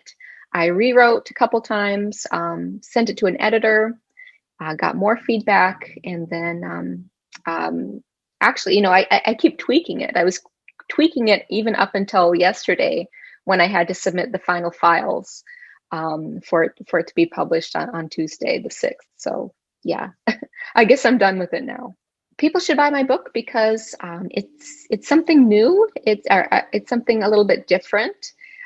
Olive is a different kind of protagonist. There aren't a lot of books out there about people with OCD, and also it's a fun book. It's a space fantasy, and it has interesting creatures that I've come up with, and characters getting into difficult situations, and I think it's just a lot of fun. So if you're interested in the Twin Stars, you can find it on Amazon. It's available both as an ebook and as a print book. And you can also look at my website. It's bridgetduttaportman.com for links to the book. And you can check out reviews and things like that. So again, I'm Bridget Dutta Portman. If you enjoyed this conversation about my new novel, The Twin Stars, go to Amazon, or you can go to my website, bridgetduttaportman.com, for a link to the book. And I hope you enjoy it.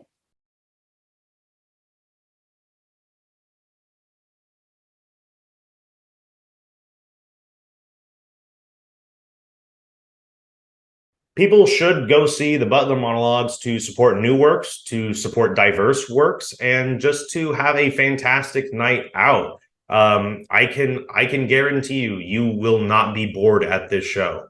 It is a delightful time. The actors are all so charming and amazing. I mean, we've got 9 guys on stage, which is tough to do in Orange County at all, let alone actors of a certain age being able to play all of these roles. And so it's just a joy, and such a diverse group also. So, support new theater, support live theater, but also just support these individuals who are working their butts off learning 8 different endings just to entertain people, depending on what they want to see that night.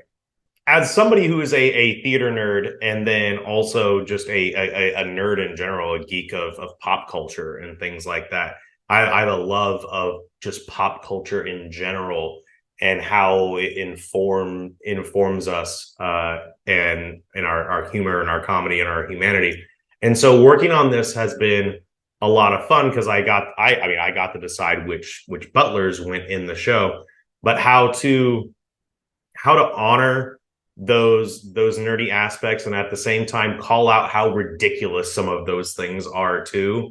And have us all revel in it in a shared joke. Again, we don't punch down at anybody, so everybody's in on the joke and having a lot of fun with it. So I enjoy that aspect of it immensely. And then for other characters, I didn't know a lot about them. Like I didn't know a lot about Mr. Belvedere before I started writing him, but people were like, "You got to have Mr. Belvedere in it. He's the only butler with his own show." And so I was like, "Okay, yeah, absolutely." And so now I know way too much about Mr. Belvedere. If you are a fan of any one of these butlers, seeing the show is going to be amazing because there are deep cuts in the show that are, people ask me like, why is that in there? Like, that's such an odd choice.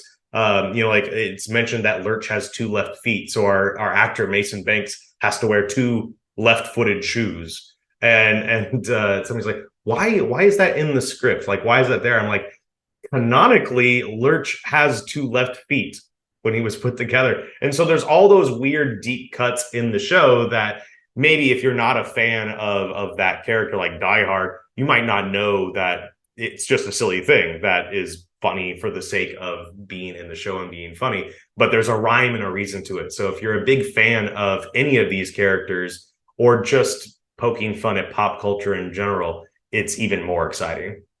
Hi, this is Jeff Lowe from Alchemy Theater Company. We're talking about the Butler monologue. So if you want to learn more, stick around. So the Butler monologues takes place in a fictional place called Igor Acres. It's kind of a retirement home for butlers.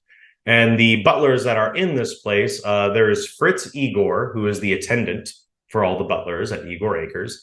And then the rest are the TV and movie butlers that you love. So it's Alfred from Batman, Hobson from Arthur, Jeffrey from Fresh Prince, Riff Raff from Rocky Horror, Wadsworth from Clue, Kato from The Green Hornet, Mr.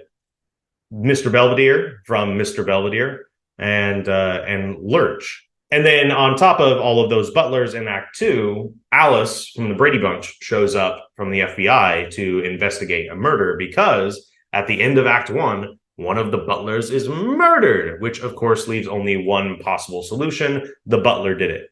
So the audience then gets to go out at intermission and they decide, they vote who they want the murderer to be. So Act 2 changes every single night a little bit depending on who the murderer is, not just the ending, but also little tiny moments in dialogue. Somebody says something, if it's this ending, and so on and so forth. So there's a real challenge as an actor as well. But it's a lot of fun for the audience too, and they can see it multiple times and maybe get a different murderer.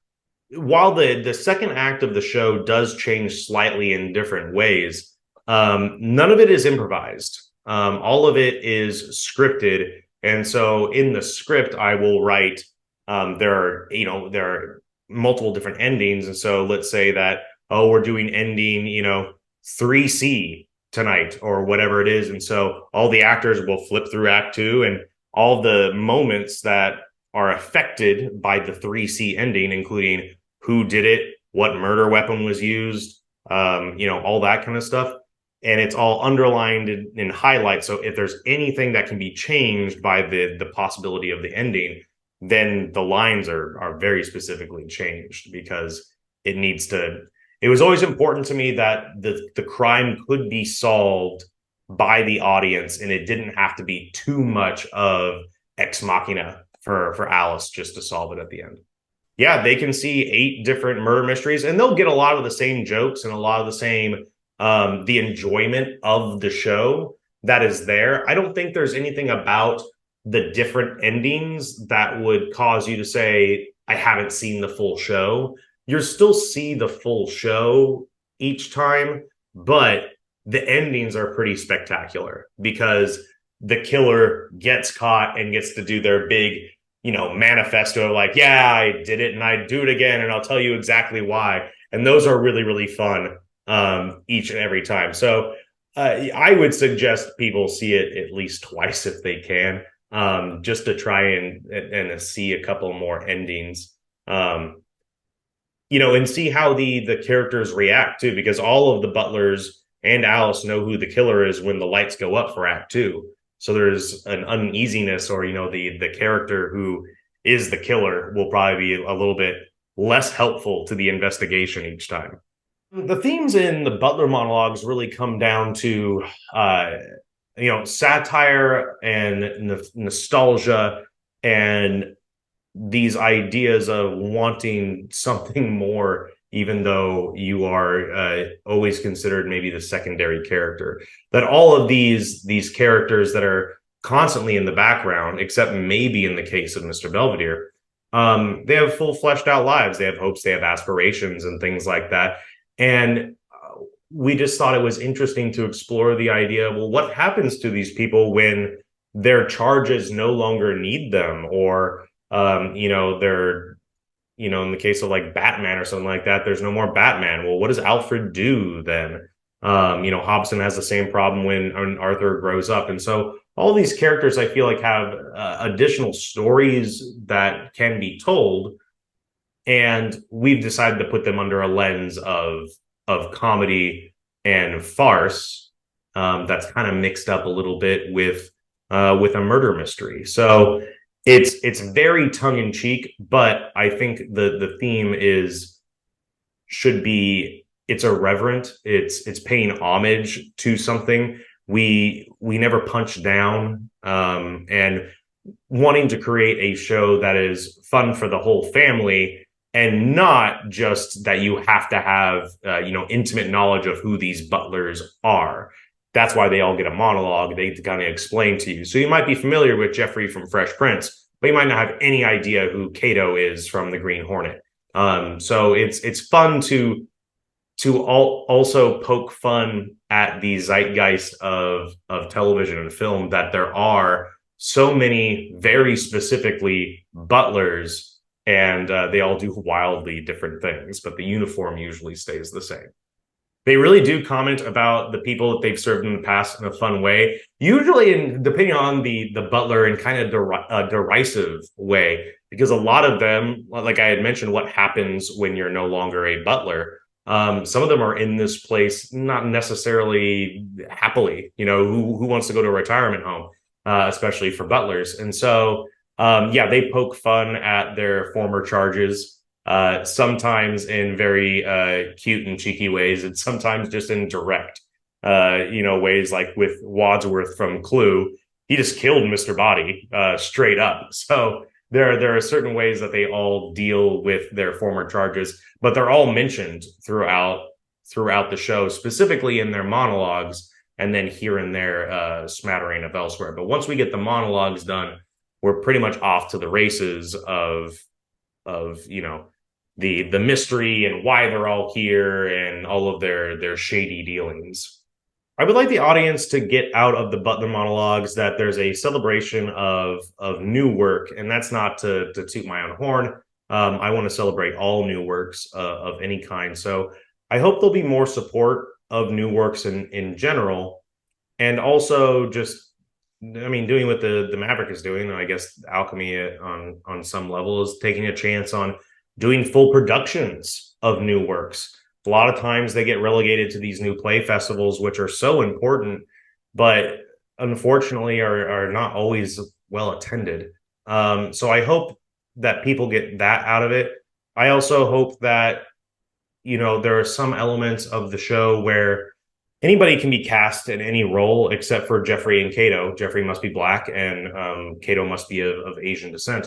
And so I would like to see more of that in new plays as well, that there's a lot of open space for everybody, but that there's some specificity as well that can force the hand of supporting diversity. And again, that's not to toot my own horn. That's a hope for a lot of the theater community. So I'm eternally grateful to our cast and everybody involved, because they're allowing me to produce the play the way that it should be. And then finally, I think just having a fun night out at the theater, seeing something new, being exposed to something new is always a lot of fun, especially if there's a little bit of that comfort in knowing, okay, I'm going to be able to go to the theater and not have my heart ripped out tonight with a drama, which I love drama, and theater. The tragedies and all that kind of stuff. I live for it. But sometimes you just need a night out. That's a lot of fun. And this one certainly is. So I hope that people will treat it like a fun evening out. Recently a lot of folks got into the whole vibe of like going to see Barbie, like all dressed in pink and everything. And I just think that's fantastic to like get involved in the media that you are enjoying. I think it's so important. It doesn't hurt anybody, and it adds another layer of excitement, both for the audience and for the performers. people should go see the Butler monologues to support new works, to support diverse works, and just to have a fantastic night out. I can guarantee you, you will not be bored at this show.